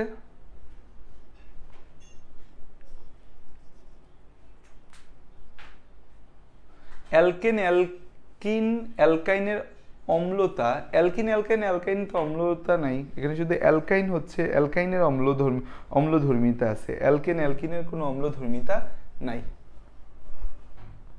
ঠিক আছে, আচ্ছা এরপর আসো যে হচ্ছে যে আমরা আরেকটা প্রস্তুতি শিখবো, যে অ্যানিলিনের প্রস্তুতি। অ্যানিলিনের প্রস্তুতি আমাদের পরীক্ষার মধ্যে আসতে পারে। আমাদের হচ্ছে অ্যারোমেটিক যৌগের মধ্যে অ্যানিলিনটা একটু বাদ রয়ে গেছে। অ্যানিলিনের প্রস্তুতি এটা আমরা এখানেই সেরে ফেলি, কাজ সেরে ফেলি। অ্যানিলিনের প্রস্তুতি, অ্যানিলিন যে আছে আমাদের, সেই অ্যানিলিনের প্রস্তুতিটা আমরা কিভাবে করব। অ্যানিলিন যে আছে, অ্যানিলিনের প্রস্তুতিটা আমরা কিভাবে করব। অ্যানিলিনের প্রস্তুতি 1 নাম্বার হচ্ছে যে আমরা দেখলাম হচ্ছে হফম্যান ক্ষুদ্রাংশকরণ প্রক্রিয়ায়। হফম্যান ক্ষুদ্রাংশকরণ প্রক্রিয়া, হফম্যান ক্ষুদ্রাংশকরণ, হফম্যান ক্ষুদ্রাংশকরণ, হফম্যান ক্ষুদ্রাংশকরণ বা অ্যাসিড অ্যামাইড থেকে, হফম্যান ক্ষুদ্রাংশকরণ বা অ্যাসিড অ্যামাইড থেকে, হফম্যান ক্ষুদ্রাংশকরণ বা অ্যাসিড অ্যামাইড থেকে, হফম্যান ক্ষুদ্রাংশকরণ বা অ্যাসিড অ্যামাইড থেকে, বা অ্যাসিড অ্যামাইড থেকে, হফম্যান ক্ষুদ্রাংশকরণ বা অ্যাসিড অ্যামাইড থেকে, হফম্যান ক্ষুদ্রাংশকরণ বা অ্যাসিড অ্যামাইড থেকে, হফম্যান ক্ষুদ্রাংশকরণ বা অ্যাসিড অ্যামাইড থেকে, হফম্যান ক্ষুদ্রাংশকরণ বা অ্যাসিড অ্যামাইড থেকে আমরা দেখতে পাচ্ছি কিভাবে হয়, যে হচ্ছে আমাদের এই যে বেনজিন চক্র, বেনজিন চক্রের সাথে CONH2 আছে, এটা বেনজামাইড বলি এটাকে আমরা, তার সাথে হচ্ছে যে আমরা ব্রোমিন দ্রবণ প্লাস হচ্ছে আমাদের সোডিয়াম বা পটাশিয়াম হাইড্রোক্সাইড যুক্ত করলে সেখান থেকে আমরা হচ্ছে কি পাবো, primary amine, that means aniline পাবো, প্লাস হচ্ছে যে আমাদের সাথে সোডিয়াম ব্রোমাইড, তারপর হচ্ছে আমাদের সোডিয়াম কার্বনেট, প্লাস হচ্ছে পানি তৈরি হবে। এটা হচ্ছে 1 নম্বর, অলরেডি বলে আসছি। 2 নম্বর হচ্ছে নাইট্রোবেনজিনকে জারিত করে, 2 নম্বর হচ্ছে নাইট্রোবেনজিনের বিজারণ দ্বারা, 2 নম্বরে হচ্ছে নাইট্রোবেনজিনের বিজারণ দ্বারা। নাইট্রোবেনজিন যে আমাদের রয়েছে, সেই নাইট্রোবেনজিনের বিজারণ দ্বারা, নাইট্রোবেনজিনের বিজারণ দ্বারা, নাইট্রোবেনজিনের বিজারণ দ্বারা। এটা উদ্দীপক আকারে প্রচুর থাকে, এটা উদ্দীপক আকারে প্রচুর থাকে, এটা উদ্দীপক আকারে প্রচুর থাকে নাইট্রোবেনজিনের বিজারণ দ্বারা। এটা উদ্দীপক আকারে প্রচুর থাকে, যে এই যে আমাদের নাইট্রোবেনজিন আছে, এই নাইট্রোবেনজিনকে আমরা যদি বিজারিত করি, নাইট্রোবেনজিনকে বিজারিত যদি করি, যে এই অক্সিজেনের জায়গায় যদি হাইড্রোজেন যুক্ত করে দেই, তাহলে আমাদের কি তৈরি হয়ে যাবে, এখান থেকে হচ্ছে আমরা অ্যানিলিন পাবো। স্টিন এবং HCl এর উপস্থিতিতে 70 ডিগ্রি সেলসিয়াস তাপমাত্রায় আমাদের হচ্ছে নাইট্রোবেনজিন থেকে হচ্ছে আমাদের কি তৈরি হয়, নাইট্রোবেনজিন থেকে আমাদের অ্যানিলিন তৈরি হবে, NH2 অ্যানিলিন তৈরি হবে। ঠিক আছে, নাইট্রোবেনজিন থেকে অ্যানিলিন তৈরি হবে। পরীক্ষার মধ্যে তোমাকে দিয়ে দিল হচ্ছে নাইট্রোবেনজিন, এটা দিল, দিয়ে হচ্ছে এই উদ্দীপকটা দিয়ে, এটা আর তোমার প্রকাশ করলো না, প্রকাশ না করে বললো এই A আর B এর মধ্যে কোনটি বেনজিন বলয়কে সক্রিয় করে, এরকম প্রশ্ন দিতে পারে, বা A আর B এর মধ্যে কোনটা বেনজিন বলয়কে অর্থপ্যারা নির্দেশক, তো এরকম প্রশ্ন কিন্তু দিতে পারে। সো এটা উদ্দীপকের জন্য, এটা কিন্তু আমাদের স্টার মার্ক, উদ্দীপক দিতে পারে এই প্রশ্নটা থেকে। তারপর যে ফেনল থেকে আমাদের হচ্ছে অ্যানিলিন প্রস্তুতি, ফেনল থেকে অ্যানিলিন প্রস্তুতি, ফেনল থেকেও অ্যানিলিন প্রস্তুত করা যায়, আমাদের ফেনল থেকে অ্যানিলিন প্রস্তুত করা যায়, ফেনল থেকে অ্যানিলিন প্রস্তুতি, ফেনল থেকে অ্যানিলিন প্রস্তুতি, ফেনল থেকে অ্যানিলিন প্রস্তুতি। প্রথম দুইটা প্রস্তুতি আমাদের বেশি ইম্পর্টেন্ট, পরের প্রস্তুতিগুলো আমরা একটু দেখে রাখবো। ফেনল থেকে অ্যানিলিন প্রস্তুতি, ফেনল থেকে অ্যানিলিন প্রস্তুতি, ফেনল থেকে অ্যানিলিন প্রস্তুতি, ফেনল থেকে অ্যানিলিন প্রস্তুতি। এই যে ফেনল আছে, এটার নাম কি, এটার নাম হচ্ছে আমাদের ফেনল, এটার নাম হচ্ছে আমাদের ফেনল, OH। এই যে ফেনল আছে, এই ফেনলের সাথে যদি আমরা হচ্ছে যে NH3 যুক্ত করি, অ্যামোনিয়া যুক্ত করি, প্রভাবক হিসেবে আমরা copper zinc chloride 300 degree Celsius তাপমাত্রা ব্যবহার করি, জিঙ্ক ক্লোরাইড এবং 300 ডিগ্রি সেলসিয়াস তাপমাত্রা ব্যবহার করি, তখন হচ্ছে যে আমাদের এই NH3টা অপসারিত হয়, NH3টা অপসারিত হয়ে হচ্ছে আমাদের কি হয়, NH3টা অপসারিত হয়, NH3টা অপসারিত হয়ে হচ্ছে আমাদের এই অ্যানিলিন তৈরি, NH3 অপসারিত হয়, NH3 অপসারিত হয়ে এই অ্যানিলিন তৈরি হয়, NH3 অপসারিত হয়ে এই অ্যানিলিন তৈরি হয়, অ্যানিলিন তৈরি হয়। ঠিক আছে, অ্যানিলিন তৈরি হয়। তাহলে ফেনলকে হচ্ছে যদি আমরা এই অ্যামোনিয়া দিয়ে, ফেনলকে যদি আমরা হচ্ছে অ্যামোনিয়া দিয়ে জারিত করি, জারিত করে আমরা এখান থেকে কি পাবো, অ্যানিলিন পাবো, অ্যানিলিন পাবো। ঠিক আছে, অ্যানিলিন পাবো। তাহলে এই হচ্ছে আমাদের বেসিক্যালি প্রস্তুতির বিষয়টা। তাহলে আমরা 3টা প্রস্তুতি দেখলাম, যে আমাদের হচ্ছে এই অ্যানিলিন প্রস্তুতি, এর মধ্যে প্রথম 2টা সহজ, 2 নাম্বারটা একদম হচ্ছে যে ফেনলের সাথে অ্যামোনিয়া যুক্ত করে জিঙ্ক ক্লোরাইড প্রভাবকের উপস্থিতি 300 ডিগ্রি সেলসিয়াস তাপমাত্রায় পুরো OH মূলককেই প্রতিস্থাপিত করে দেওয়া হয়, পুরো OH মূলককেই প্রতিস্থাপিত করে দেওয়া হয়। ঠিক আছে,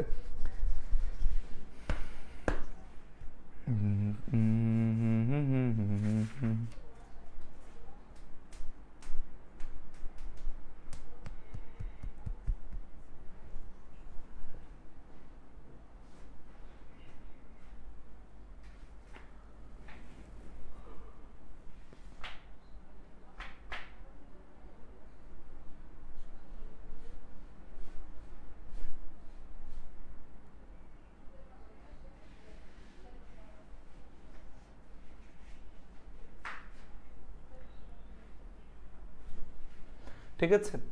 আর অ্যানিলিনের আরেকটা হচ্ছে প্রস্তুতি আছে, আমরা জাস্ট একটু দেখে রাখি। আমরা একটা জিনিসের নাম পড়ছিলাম বেনজিন ডায়াজোনিয়াম ক্লোরাইড, মনে আছে? Benzene diazonium chloride, benzene diazonium chloride, benzene diazonium chloride. এই বেনজিন ডায়াজোনিয়াম ক্লোরাইড থেকেও আমাদের অ্যানিলিন প্রস্তুত করা যায়।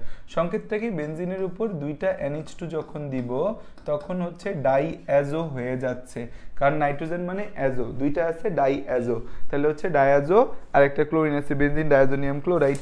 এই বেনজিন ডায়াজোনিয়াম ক্লোরাইডটাকে আমরা যখন জিঙ্ক ও গাঢ় HCl মিশ্রণ দ্বারা জারিত করব তখন অ্যানিলিন তৈরি হবে, যে এর মধ্যে জায়মান হাইড্রোজেন আসতে আসতে কোথা থেকে, জিঙ্ক প্লাস গাঢ় HCl, জিঙ্ক প্লাস গাঢ় HCl, জিঙ্ক প্লাস গাঢ় HCl থেকে যখন আসবে তখন আমাদের কি তৈরি হবে, তখন আমাদের অ্যানিলিন তৈরি হবে, তখন আমাদের কি তৈরি হবে, তখন আমাদের অ্যানিলিন এবং পানি তৈরি হবে, তখন আমাদের অ্যানিলিন ও পানি তৈরি হবে, তখন আমাদের অ্যানিলিন আর পানি তৈরি হবে, অ্যানিলিন প্লাস হচ্ছে পানি তৈরি হবে, ঠিক আছে। তো এই হচ্ছে আমাদের কথা, ক্লিয়ার? এতটুকু বিষয়, এই হচ্ছে আমাদের অ্যানিলিনের প্রস্তুতি আমরা শিখলাম। এখন শনাক্তকরণে যাব। শনাক্তকরণ হচ্ছে আমাদের 1 ডিগ্রি, এটা হচ্ছে সুপারস্টার শনাক্তকরণ, 1 ডিগ্রি বা প্রাইমারি অ্যামিন শনাক্তকরণ, বা প্রাইমারি অ্যামিন শনাক্তকরণ, 1 ডিগ্রি বা প্রাইমারি অ্যামিন শনাক্তকরণ, 1 ডিগ্রি বা প্রাইমারি অ্যামিন শনাক্তকরণ, 1 ডিগ্রি বা প্রাইমারি অ্যামিন শনাক্তকরণ, 1 ডিগ্রি বা প্রাইমারি অ্যামিন শনাক্তকরণ, বা ক্লোরোফর্ম শনাক্তকরণ, বা ক্লোরোফর্ম শনাক্তকরণ। কি শনাক্তকরণ? ক্লোরোফর্ম শনাক্তকরণ, বা এটাকে আমরা বলি হচ্ছে কার্বিল অ্যামিন পরীক্ষা শনাক্তকরণ, বা এটাকে বলি হচ্ছে আমরা কার্বিল অ্যামিন পরীক্ষা, কার্বিল অ্যামিন পরীক্ষা, কার্বিল অ্যামিন পরীক্ষা, কার্বিল অ্যামিন পরীক্ষা, কার্বিল অ্যামিন পরীক্ষা, কার্বিল অ্যামিন পরীক্ষা, কার্বিল অ্যামিন পরীক্ষা, কার্বিল অ্যামিন পরীক্ষা, কার্বিল অ্যামিন পরীক্ষা, কার্বিল অ্যামিন পরীক্ষা, কার্বিল অ্যামিন পরীক্ষা, ঠিক আছে, কার্বিল অ্যামিন পরীক্ষা। তাহলে হচ্ছে খেয়াল করে দেখো, 1 ডিগ্রি বা প্রাইমারি অ্যামিন শনাক্তকরণ বা ক্লোরোফর্ম শনাক্তকরণ বা কার্বিল অ্যামিন পরীক্ষা, ঠিক আছে, বা কার্বিল অ্যামিন পরীক্ষা, বা কার্বিল অ্যামিন পরীক্ষা। ওকে, তাহলে খেয়াল করে দেখো এই কার্বিল অ্যামিন পরীক্ষার মধ্যে আমরা কি দেখতে পাচ্ছি বা কি আমরা এই পুরো ইস্যুটার মধ্যে হচ্ছে। এখানে আমরা দেখতে পাচ্ছি এই অ্যানিলিন যে আছে সেই অ্যানিলিন শনাক্তকরণের জন্য আমরা কার্বিল অ্যামিন পরীক্ষা করি, যে এটা এবং এই পরীক্ষাটা কিন্তু শুধুমাত্র প্রাইমারি অ্যামিন দিবে, প্রাইমারি অ্যামিন ছাড়া কোনো সেকেন্ডারি অ্যামিন এই পরীক্ষাটা দিবে না।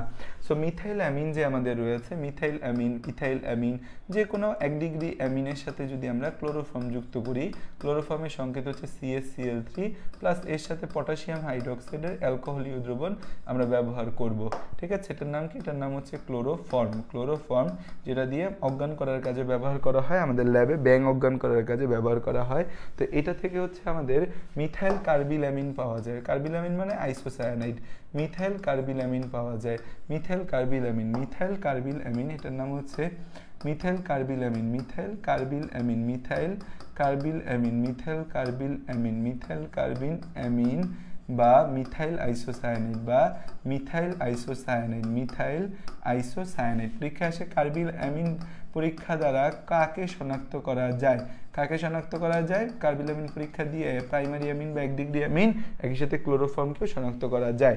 এই মিথাইল আইসোসায়ানাইড বা কার্বিল অ্যামিন যে আছে এটা উগ্র গন্ধযুক্ত, এটা কেমন গন্ধযুক্ত? উগ্র গন্ধযুক্ত। সো এই উগ্র গন্ধ দিয়ে আমরা বুঝতে পারি এখানে দুইটা জিনিস আছে। 1 নম্বরে হচ্ছে কোনো প্রাইমারি অ্যামিন আছে, অবশ্যই এর সাথে ক্লোরোফর্ম আছে, মানে প্রাইমারি অ্যামিনের সাথে তুমি ক্লোরোফর্ম যুক্ত করলা, সাথে পটাশিয়াম হাইড্রোক্সাইড অ্যালকোহলীয় দ্রবণ দিলে এই মিথাইল কার্বিল অ্যামিন তৈরি হয়, প্লাস হচ্ছে KCl প্লাস পানি, প্লাস KCl প্লাস পানি, প্লাস KCl প্লাস হচ্ছে আমাদের কি তৈরি হচ্ছে? পানি তৈরি হচ্ছে, ঠিক আছে। তো এই হচ্ছে আমাদের বিষয়টা, যে 1 ডিগ্রি অ্যামিন বা প্রাইমারি অ্যামিন শনাক্তকরণের ইস্যুটা আমরা দেখলাম। এখন এই পরীক্ষাটা আমাদের অ্যানিলিনও দেয়, এই পরীক্ষাটা আমাদের অ্যানিলিনও দিবে, এই পরীক্ষাটা কে দিবে? আমাদের অ্যানিলিনও দিবে। অ্যানিলিন যে আমাদের রয়েছে, অ্যানিলিনও কিন্তু ধরতে গেলে 1 ডিগ্রি অ্যামিনের মধ্যেই পড়তেছে, যের মধ্যে একটা অ্যারাইল গ্রুপ রয়েছে। এই যে আমাদের অ্যানিলিন আছে, এটাও ক্লোরোফর্মের সাথে মিলে আমাদের অ্যালকোহলীয় পটাশিয়াম হাইড্রোক্সাইড দ্রবণের সাথে মিলে আমাদের হচ্ছে কি তৈরি হয়?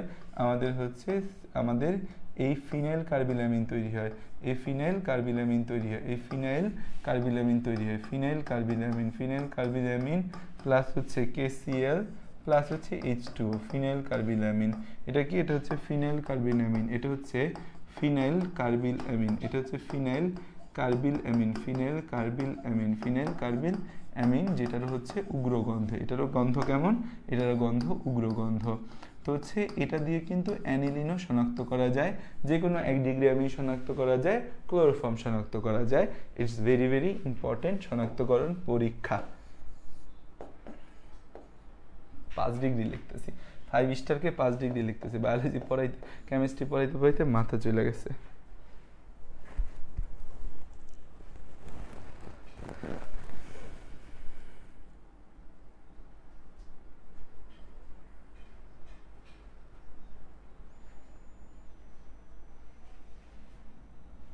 আচ্ছা, এখান থেকে একটা জিনিস জাস্ট এমসিকিউর জন্য জেনে রাখো, 1 ডিগ্রি 2 ডিগ্রি 3 ডিগ্রি অ্যামিন পার্থক্য করা হয় নাইট্রাস অ্যাসিড পরীক্ষা সহ। এটা এমসিকিউতে আসতে পারে, জাস্ট এমসিকিউর জন্য জেনে রাখো, বিক্রিয়া না শেখার কোনো দরকার নেই।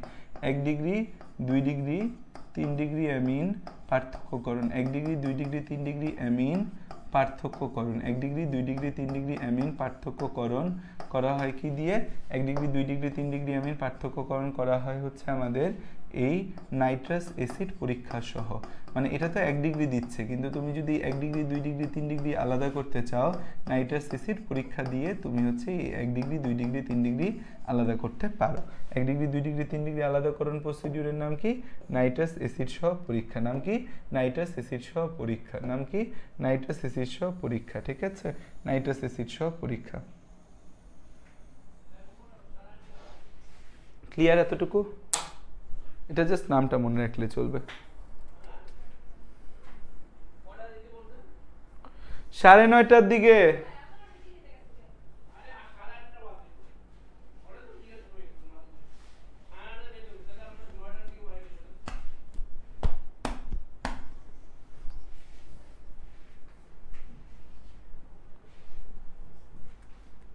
হ্যাঁ, ক্লোরোফর্ম চেতনানাশক। গাইডলাইন দিব রে, দিব দিব দিব, রেজাল্টটা দেখ বাপ। রেজাল্টটা পাওয়ার আগ পর্যন্ত আপাতত কিছু ভালো লাগতেছে না, কালকে রেজাল্টটা দেখি তারপর গাইডলাইন দিব।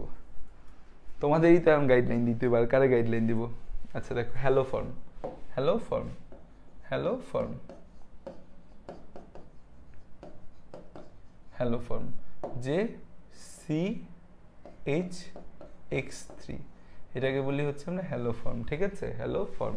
তো হ্যালো ফর্মের মধ্যে সবচেয়ে ফেমাস কে? সবচেয়ে ফেমাস হচ্ছে ক্লোরোফর্ম, ক্লোরোফর্ম। আচ্ছা, আমরা আয়োডোফর্ম বিক্রিয়া পড়ে আসছি না? বলো তো, আয়োডোফর্ম বিক্রিয়া হচ্ছে কারা দেয়?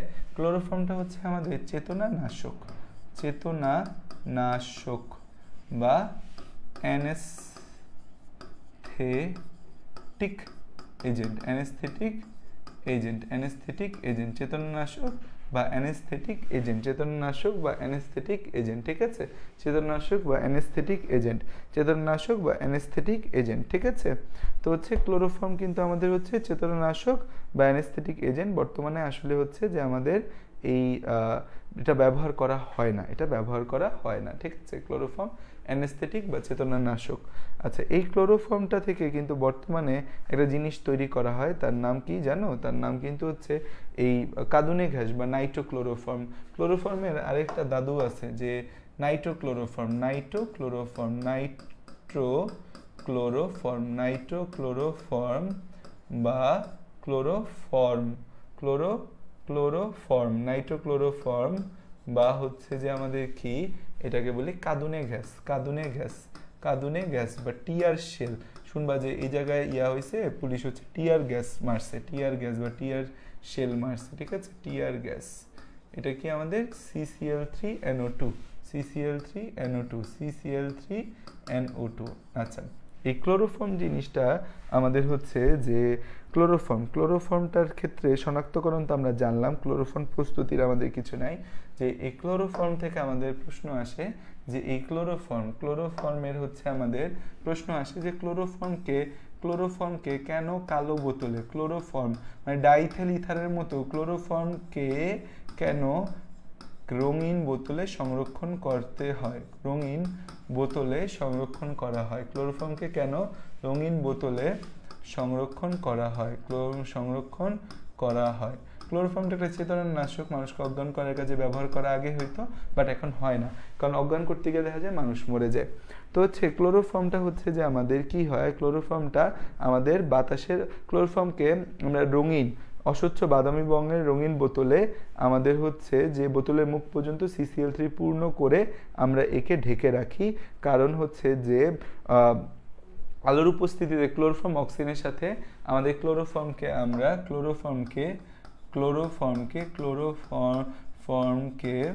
আমরা রঙিন বোতলে ক্লোরোফর্মকে আমরা রঙিন বোতলে মুখ পর্যন্ত ভর্তি করে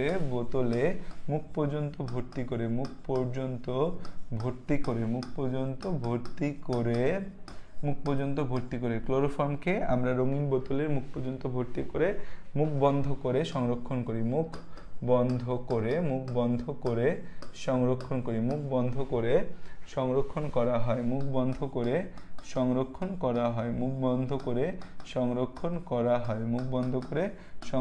করা হয়।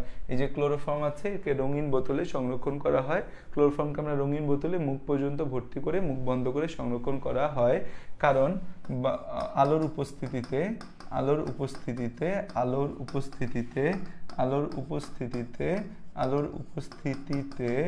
অক্সিজেনের সহযোগে এরা বিক্রিয়া করে বিষাক্ত ফসজিন গ্যাস তৈরি করে,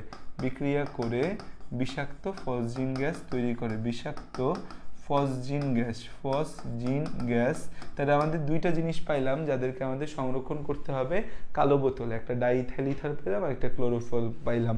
বিষাক্ত ফসজিন গ্যাস তৈরি করে বিষাক্ত কোন গ্যাস তৈরি করে? বিষাক্ত ফসজিন গ্যাস তৈরি করে। এখানে আমরা কি পাচ্ছি? এখানে পাচ্ছি আমরা CHCl3 প্লাস অক্সিজেন, এটা আলোর সংস্পর্শে COCl2, এমসিকিউতে আসে ফসজিন গ্যাসের সংকেত কি? COCl2, এটা কি আমাদের? এটা হচ্ছে phosgene gas, COCl2 phosgene gas, plus হচ্ছে আমাদের HCl, তাহলে CHCl3 প্লাস অক্সিজেন এরা আলোর সংস্পর্শে ফসজিন গ্যাস তৈরি করে যেটা হচ্ছে বিষাক্ত, প্লাস HCl ফসজিন গ্যাস তৈরি করে যেটা বিষাক্ত, প্লাস হচ্ছে আমাদের প্লাস HCl ফসজিন গ্যাস যেটা বিষাক্ত ফসজিন গ্যাস তৈরি করে। তো সেই জন্য একে আমাদের হচ্ছে কালো বোতলে সংরক্ষণ করতে হবে।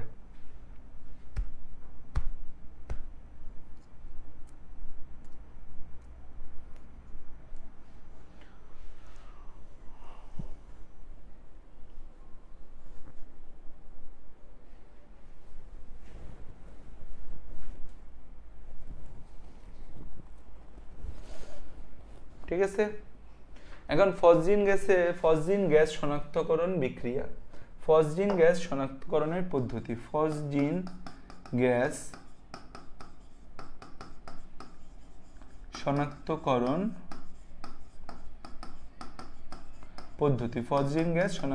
পদ্ধতি, ফসজিন গ্যাস শনাক্ত করব কিভাবে আমরা?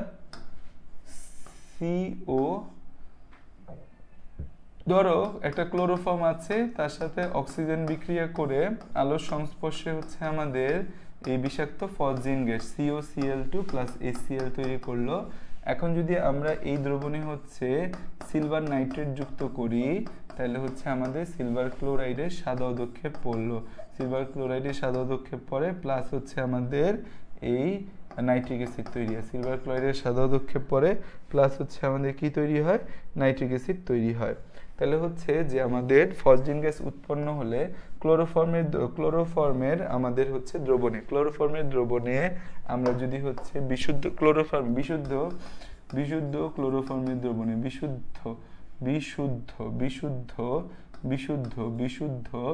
আমাদের হচ্ছে ক্লোরোফর্মের দ্রবণে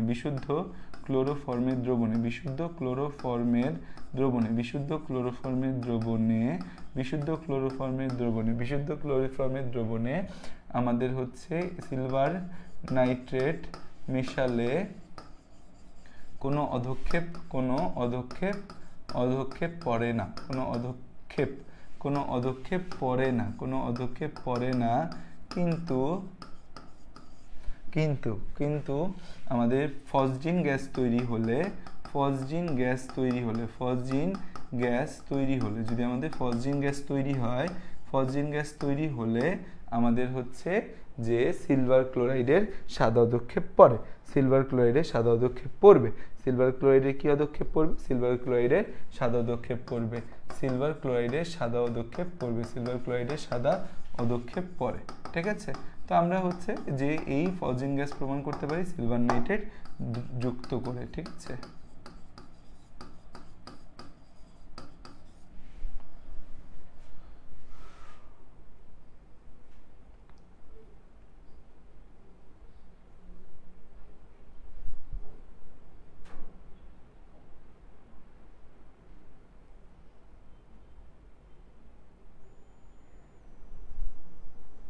ক্লিয়ার? দেখো এতটুকু ক্লিয়ার কিনা?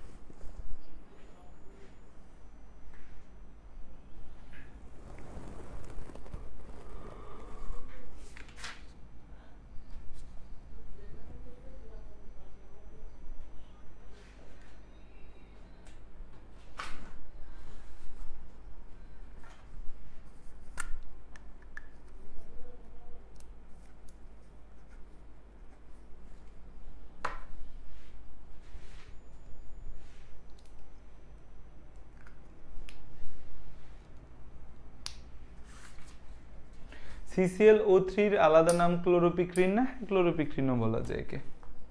ওকে, এবার আসো কার্বক্সিলিক অ্যাসিড। কার্বক্সিলিক অ্যাসিড থেকে আমাদের আসলে খুব বেশি কিছু জানার নাই। কার্বক্সিলিক অ্যাসিডের প্রস্তুতি তোমরা পারো। Carboxylic acid, carboxylic acid, carboxylic acid, carboxylic acid, carboxylic acid মানে হচ্ছে আমাদের কি? কার্বক্সিলিক অ্যাসিড মানে হচ্ছে যার মধ্যে আমাদের COOH মূলক থাকবে। কার্বক্সিলিক অ্যাসিডের কার্যকারী মূলক কি? কার্বক্সিলিক অ্যাসিডের কার্যকারী মূলক, কার্বক্সিলিক অ্যাসিডের কার্যকারী মূলক, কার্বক্সিলিক অ্যাসিডের কার্যকারী মূলক, কার্বক্সিলিক অ্যাসিডের কার্যকারী মূলক হচ্ছে আমাদের COOH, COOH এটা হচ্ছে কার্বক্সিলিক অ্যাসিডের কার্যকারী মূলক, কার্বক্সিলিক অ্যাসিডের কার্যকারী মূলক হচ্ছে COOH। ঠিক আছে, COOH এর প্রস্তুতি আমরা সবাই পারি। এর প্রস্তুতি কি? প্রস্তুতি হচ্ছে আমাদের অ্যালকোহলকে জারিত করে, অ্যালকোহলকে জারিত করে, অ্যালকোহলকে জারিত করে, এটাই হচ্ছে আমরা জাস্ট মনে রাখবো। আর বাকি প্রস্তুতিগুলো আমাদের তত দরকার নেই। অ্যালকোহলকে জারিত করে, অ্যালকোহলকে জারিত করে, অ্যালকোহলকে জারিত করে। এক নম্বর প্রস্তুতি হচ্ছে অ্যালকোহলকে জারিত করে। কি করা যায় অ্যালকোহলকে জারিত করে? এই যে ধরো হচ্ছে আমাদের CH3CH2OH এটাকে যদি হচ্ছে আমরা জারিত করি তাহলে আমাদের কি তৈরি হবে? CH3CHO। এই CH3CHO কে যদি আমরা জারিত করি তাহলে আমরা কি পাবো? এটাকে আবার জারিত করলে একটা কার্বক্সিলিক অ্যাসিড পাবো। এই প্রস্তুতিটা কিন্তু আমরা সবাই পারি, এই প্রস্তুতিটা কিন্তু আমরা সবাই পারি, মোটামুটি সবাই হচ্ছে আমরা এই প্রস্তুতিটার সাথে ইউজ টু, তাই তো? Use to. আচ্ছা, 2 নম্বর একটা প্রস্তুতি আছে কার্বক্সিলিক অ্যাসিডের গ্রিগনাট বিকারক থেকে। এই প্রস্তুতিটা আমরা হচ্ছে যে ইউজ টু না, এটা একটু দেখাই দিই। গ্রিগনাট বিকারক থেকে, গ্রিগনাট বিকারক থেকে, গ্রিগনাট বিকারক থেকে, গ্রিগনাট বিকারক থেকে যে প্রস্তুতিটা সেটা কি আমরা একটু খেয়াল করে দেখি। গ্রিগনাট বিকারক থেকে প্রস্তুতি আমাদের কি? গ্রিগনাট বিকারক থেকে প্রস্তুতি আমাদের কি?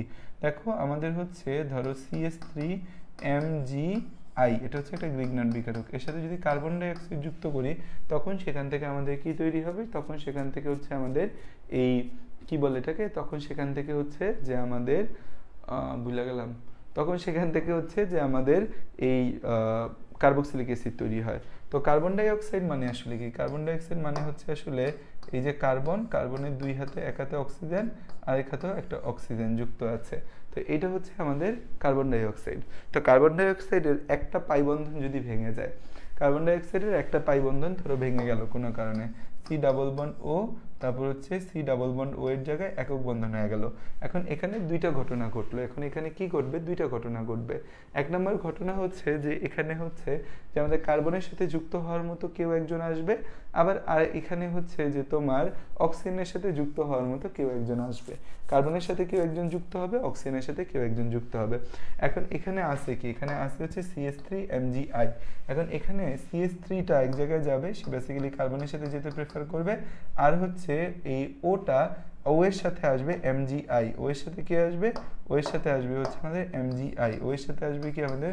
ও এর সাথে আসবে MgI। ও এর সাথে কি আসবে? ও এর সাথে আসবে MgI। এই যে আমাদের MgI আসলো ও এর সাথে, এটাকে যদি আমরা হচ্ছে পানি দ্বারা জারিত করি, মানে হচ্ছে এর সাথে যদি পানি যোগ করি, HOH যুক্ত করি, তাহলে হচ্ছে এখানে কি চলে আসবে? হাইড্রোজেন চলে আসবে। সি ডাবল বন্ড ও OH আর হচ্ছে CH3 বা এটার নাম হচ্ছে আমাদের CH3 C double OH, CH3 C double OH, CH3 C double OH, CH3 C double OH plus হচ্ছে যে আমাদের এই ম্যাগনেসিয়াম আয়োডাইড আর হচ্ছে OH। ঠিক আছে, তো এই হচ্ছে আমাদের গ্রিগনার্ড বিকারক থেকে আমরা হচ্ছে কি পাইলাম? আমরা হচ্ছে এই কার্বক্সিলিক অ্যাসিড প্রস্তুতি করতে পারলাম। তো হচ্ছে গ্রিগনার্ড বিকারক থেকে আমরা অ্যালকেন প্রস্তুত করতে পারি, অ্যালকোহল প্রস্তুত করতে পারি, আবার গ্রিগনার্ড বিকারক থেকে হচ্ছে যে আমরা কার্বক্সিলিক অ্যাসিডও প্রস্তুত করতে পারি। ঠিক আছে,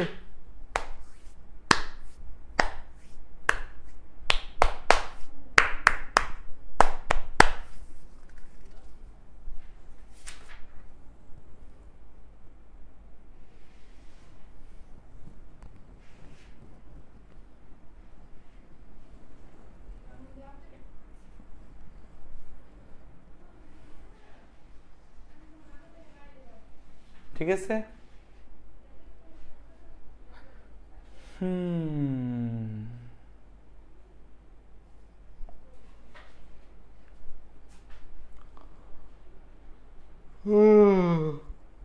আল্লাহ,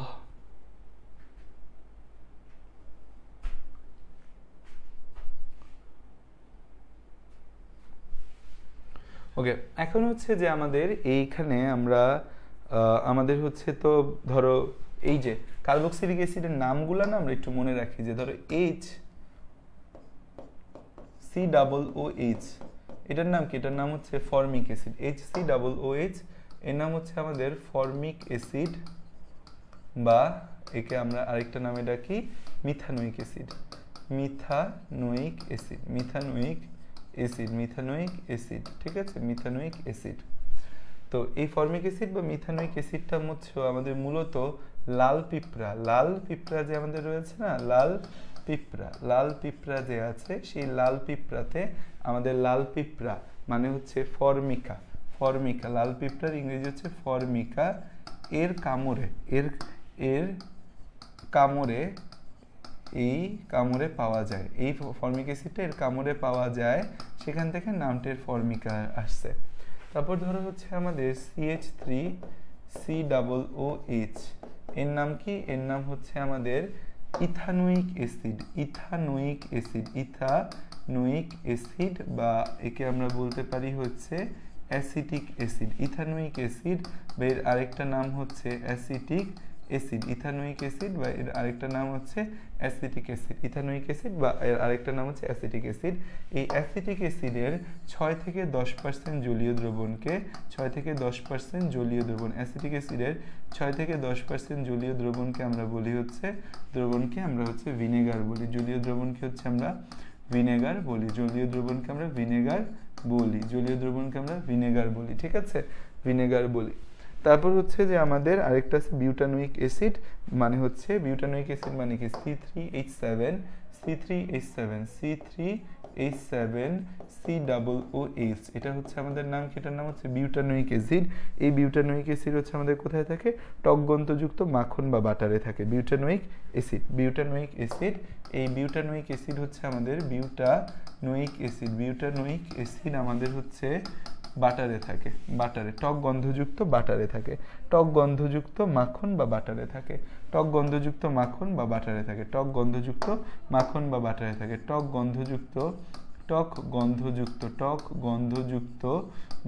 বা মাখনে থাকে, টক গন্ধযুক্ত বাটার বা মাখনে থাকে, টক গন্ধযুক্ত বাটার বা মাখনে থাকে, ঠিক আছে, টক গন্ধযুক্ত বাটার বা মাখনে থাকে কেটা এই C3H7COOH, ঠিক আছে।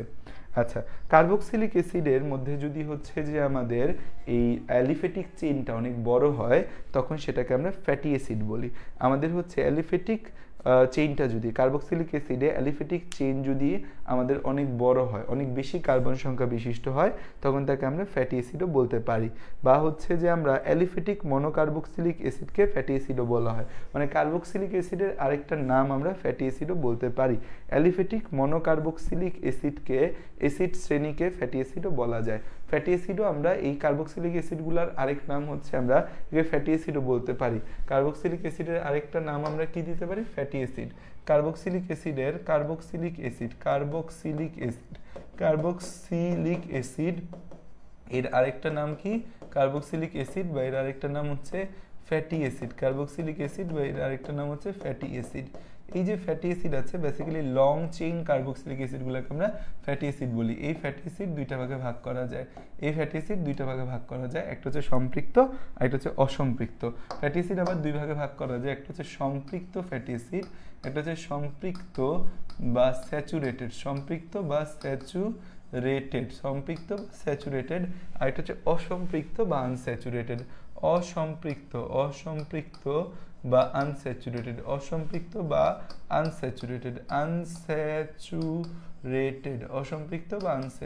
ঠিক আছে। তো এই সম্পৃক্ত কি আছে আমাদের? সম্পৃক্ত হচ্ছে propanoic acid, stearic acid, palmitic acid. সম্পৃক্ত হচ্ছে আমাদের তিনটা, কি আছে আমাদের? সম্পৃক্ত হচ্ছে প্রোপানোয়িক অ্যাসিড,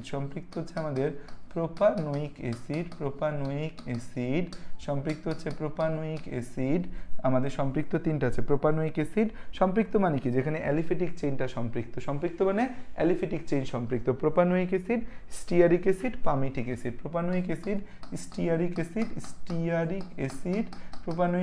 স্টিয়ারিক অ্যাসিড, আর হচ্ছে কি আমাদের পামিটিক অ্যাসিড, পামিটিক অ্যাসিড, ঠিক আছে। তাহলে এটা হচ্ছে আমাদের পিএসপি দিয়ে মনে রাখবো, পিএসপি, যে propanoic acid, stearic acid, palmitic acid. Propanoic acid হচ্ছে আমাদের C2H5COOH, তারপর হচ্ছে আমাদের স্টিয়ারিক অ্যাসিড হচ্ছে C70H35COOH, তারপর হচ্ছে আমাদের পামিটিক অ্যাসিড C15H31COOH, ঠিক আছে। তাহলে হচ্ছে এটা হচ্ছে আমাদের এই সম্পৃক্ত অ্যাসিড, হচ্ছে এই তিনটা হচ্ছে আমাদের সম্পৃক্ত ফ্যাটি অ্যাসিড। অসম্পৃক্ত ফ্যাটি অ্যাসিডগুলোর নাম পরীক্ষার জন্য খুবই ইম্পর্টেন্ট, খুবই ইম্পর্টেন্ট অসম্পৃক্ত ফ্যাটি অ্যাসিডের নাম। অ্যাক্রিলিক অ্যাসিড, অলিক অ্যাসিড, লিনোলিক অ্যাসিড। এমসিকিউতে আসে যে অসম্পৃক্ত ফ্যাটি অ্যাসিডগুলোর নাম বলো। অসম্পৃক্ত ফ্যাটি অ্যাসিডের নাম কি? অ্যাক্রিলিক অ্যাসিড, তারপর হচ্ছে অলিইক অ্যাসিড, আর হচ্ছে লিনোলিক অ্যাসিড, আরেকটা হচ্ছে আমাদের লিনোলিক অ্যাসিড। তাহলে আমাদের যে অ্যাক্রিলিক অ্যাসিড আছে সেই অ্যাক্রিলিক অ্যাসিডটা হচ্ছে আমাদের কি? অ্যাক্রিলিক অ্যাসিড হচ্ছে CH2 ডাবল বন্ড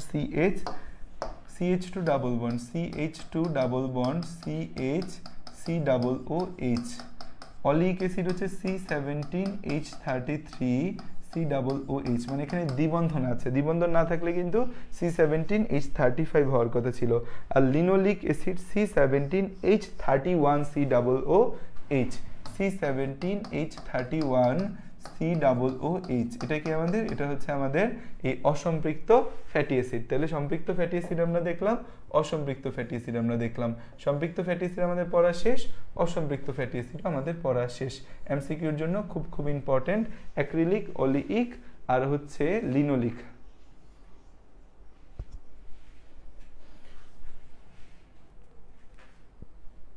অ্যাক্রিলিক কিন্তু একটা হচ্ছে রঙের নাম মনে আছে, যারা রং করো, acrylic, oil paint, acrylic paint versus oil paint, ঠিক আছে। তাহলে এরা হচ্ছে আমাদের ফ্যাটি অ্যাসিড। তাহলে আমরা হচ্ছে কার্বক্সিলিক অ্যাসিড, ফ্যাটি অ্যাসিড দুইটা বিষয়ই আমরা কি জানতে পারছি মোটামুটি। কার্বক্সিলিক অ্যাসিড শনাক্তকরণ পরীক্ষা আমরা লিটমাস দ্রবণ পরীক্ষা করি আর বাইকার্বনেট দ্রবণ পরীক্ষা করি।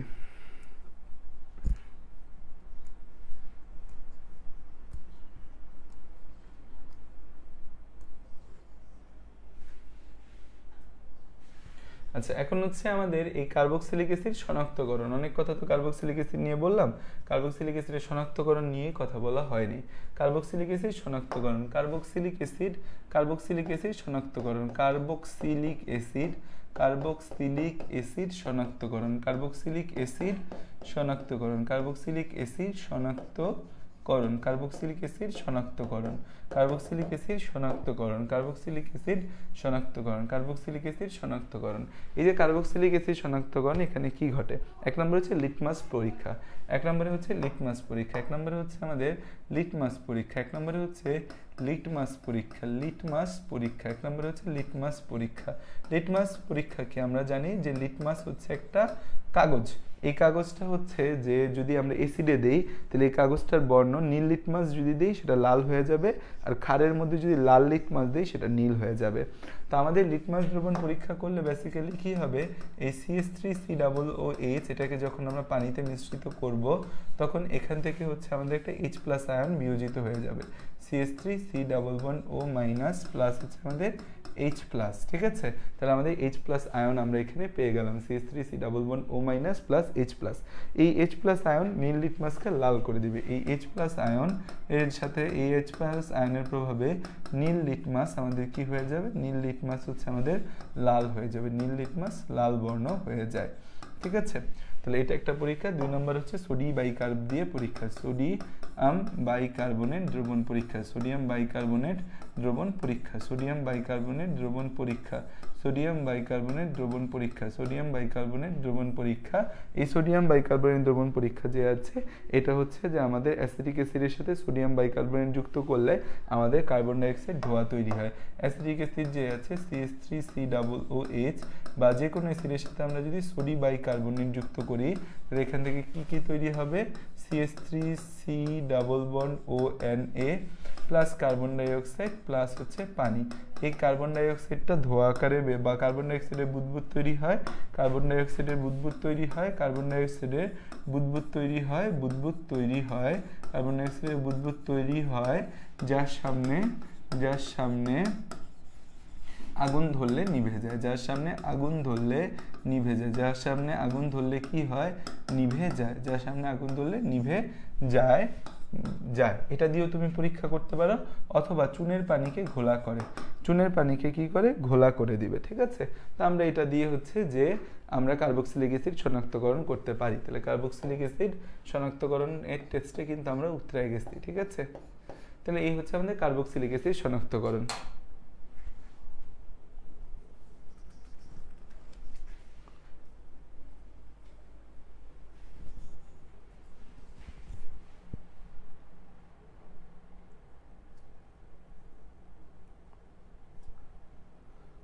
ফর্মিকা, ফর্মিকা হচ্ছে গ্রিক ভাষায় লাল পিঁপড়ার নাম হচ্ছে ফর্মিকা। গ্রিক ভাষায় লাল পিঁপড়ার নাম কি? গ্রিক ভাষায় লাল পিঁপড়ার নাম হচ্ছে ফর্মিকা।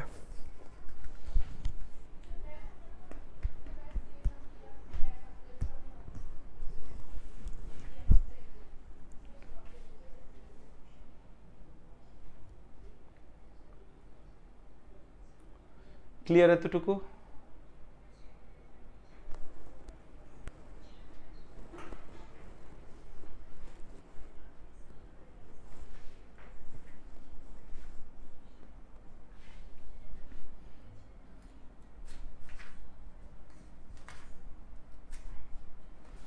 যা আমাদের আরো একটা ক্লাস দিতে হবে, বুঝছো? না দিলে হবে না, তাড়াহুড়া করে শেষ করে তো আসলে লাভ নাই। কারণ হচ্ছে যে আমি শেষ করে বললাম যে শেষ, বাট এই শেষটা তো তোমার জন্য উপকার হবে না। তো আমরা আরো একটা ক্লাস নিব, এটা হচ্ছে মানে কাল পরশুই আরো একটা ক্লাস নিব না তোমাদের, মানে হচ্ছে অর্গানিকের অফিসিয়াল ক্লাস শেষ, বাট যে টপিকগুলো বাকি আছে এগুলো আমি ফ্রাইডে বেসিসে পড়ায় দিব।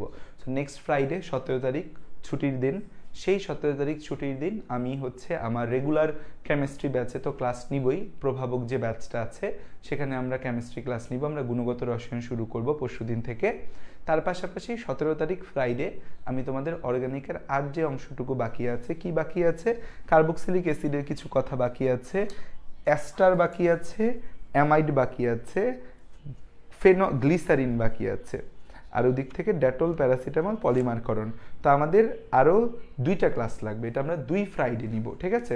অর্গানিকের অফিসিয়াল ক্লাস আমাদের সমাপ্ত, যে অফিসিয়ালি অর্গানিক মানে হচ্ছে কোর্সের আমরা একটা ইতি টানলাম, বাট আমাদের কিছু জিনিস বাকি রয়ে গেছে, যে বাকি জিনিসগুলো আমরা নেক্সট 2 ফ্রাইডে 17 and 24 তারিখ নেক্সট 2টা যে ফ্রাইডে আছে সেই 2 ফ্রাইডেতে আমরা হচ্ছে এই টপিকগুলো পড়বো, ঠিক আছে। আর হচ্ছে আমি একটা এক্সামের একটা শিডিউল বা রোস্টার তোমাদের করে দিব, যে তোমরা এক্সাম কি দিবা। আর যতটুকু পড়ানো হয়েছে এতটুকু তোমরা যদি ভালো করে পড়ো, রেগুলার বেসিসে পড়ো, অর্গানিকের আর কিছুই তোমাদের বাকি থাকে না। অর্গানিক এমন একটা সাবজেক্ট, যে সাবজেক্টটাকে তুমি ইগনোর করতে পারবে না, যেটাকে রেগুলার বেসিসে তোমাকে ভালোবাসা দিতে হবে। যদি রেগুলার বেসিসে তুমি ভালোবাসা দাও তাহলে অর্গানিক থেকে তোমার আউটপুট আসবে। তাহলে হচ্ছে আমাদের নেক্সট দেখা 17 তারিখ হচ্ছে, ঠিক আছে।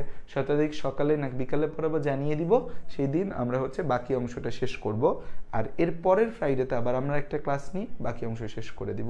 বলতে পারবো কেন ভাই আমাদের টানা 2টা ক্লাস নিয়ে শেষ করে দেন। টানা 2টা ক্লাস নিয়ে শেষ করতে না অনেক লং হয়ে যাচ্ছে আমার কাছে, আর ইলংগেটেড টানতে মন চাচ্ছে না। আর যেই টপিকগুলো আছে এগুলো অনেক বেশি যে ইম্পর্টেন্ট সেটাও না, বাট আমি চাচ্ছি না কোনো টপিক বাদ যাক তোমাদের। সো দ্যাটস ওয়াই হচ্ছে যে আমরা নেক্সট 2 ফ্রাইডেতে আমরা এই 2টা ক্লাস নিব, কারণ আমরা গুণগত রসায়নটা শুরু করতে যাচ্ছি আমাদের অন্য ব্যাচে, ঠিক আছে। তাহলে হচ্ছে আবারও বলছি, যে জিনিসটা অনেকে বুঝতে চাইবে না তাদের বলছি, যে অর্গানিকের অফিসিয়াল ক্লাস আমাদের শেষ, আমাদের আর 2টা ক্লাস নেওয়া প্রয়োজন আছে, যে ছোট ছোট খুচরা কিছু টপিক বাকি আছে, সেগুলোর জন্য আমরা নেক্সট 2 ফ্রাইডেকে আমরা বেছে নিয়েছি। ওকে, এটা গেল কথা। এরপরের কথা হচ্ছে যে এরপরের কথা হয়েছে যে তাইলে আমরা এটাই হচ্ছে আমাদের কথা থাকলো। আর তোমাদের এক্সামের একটা শিডিউল আমরা করে দিব, যে তোমাদের আরও 2-3টা এক্সাম আমরা নিব, অর্গানিকটা যেহেতু শেষ এখন তুমি গুছায় পড়ার সময়, সেটার জন্য আমরা তোমাদের এক্সামের একটা রোস্টার করে দিব, ঠিক আছে। Thank you all. তাইলে আজকের মতো এখানেই বিদায় জানাচ্ছি।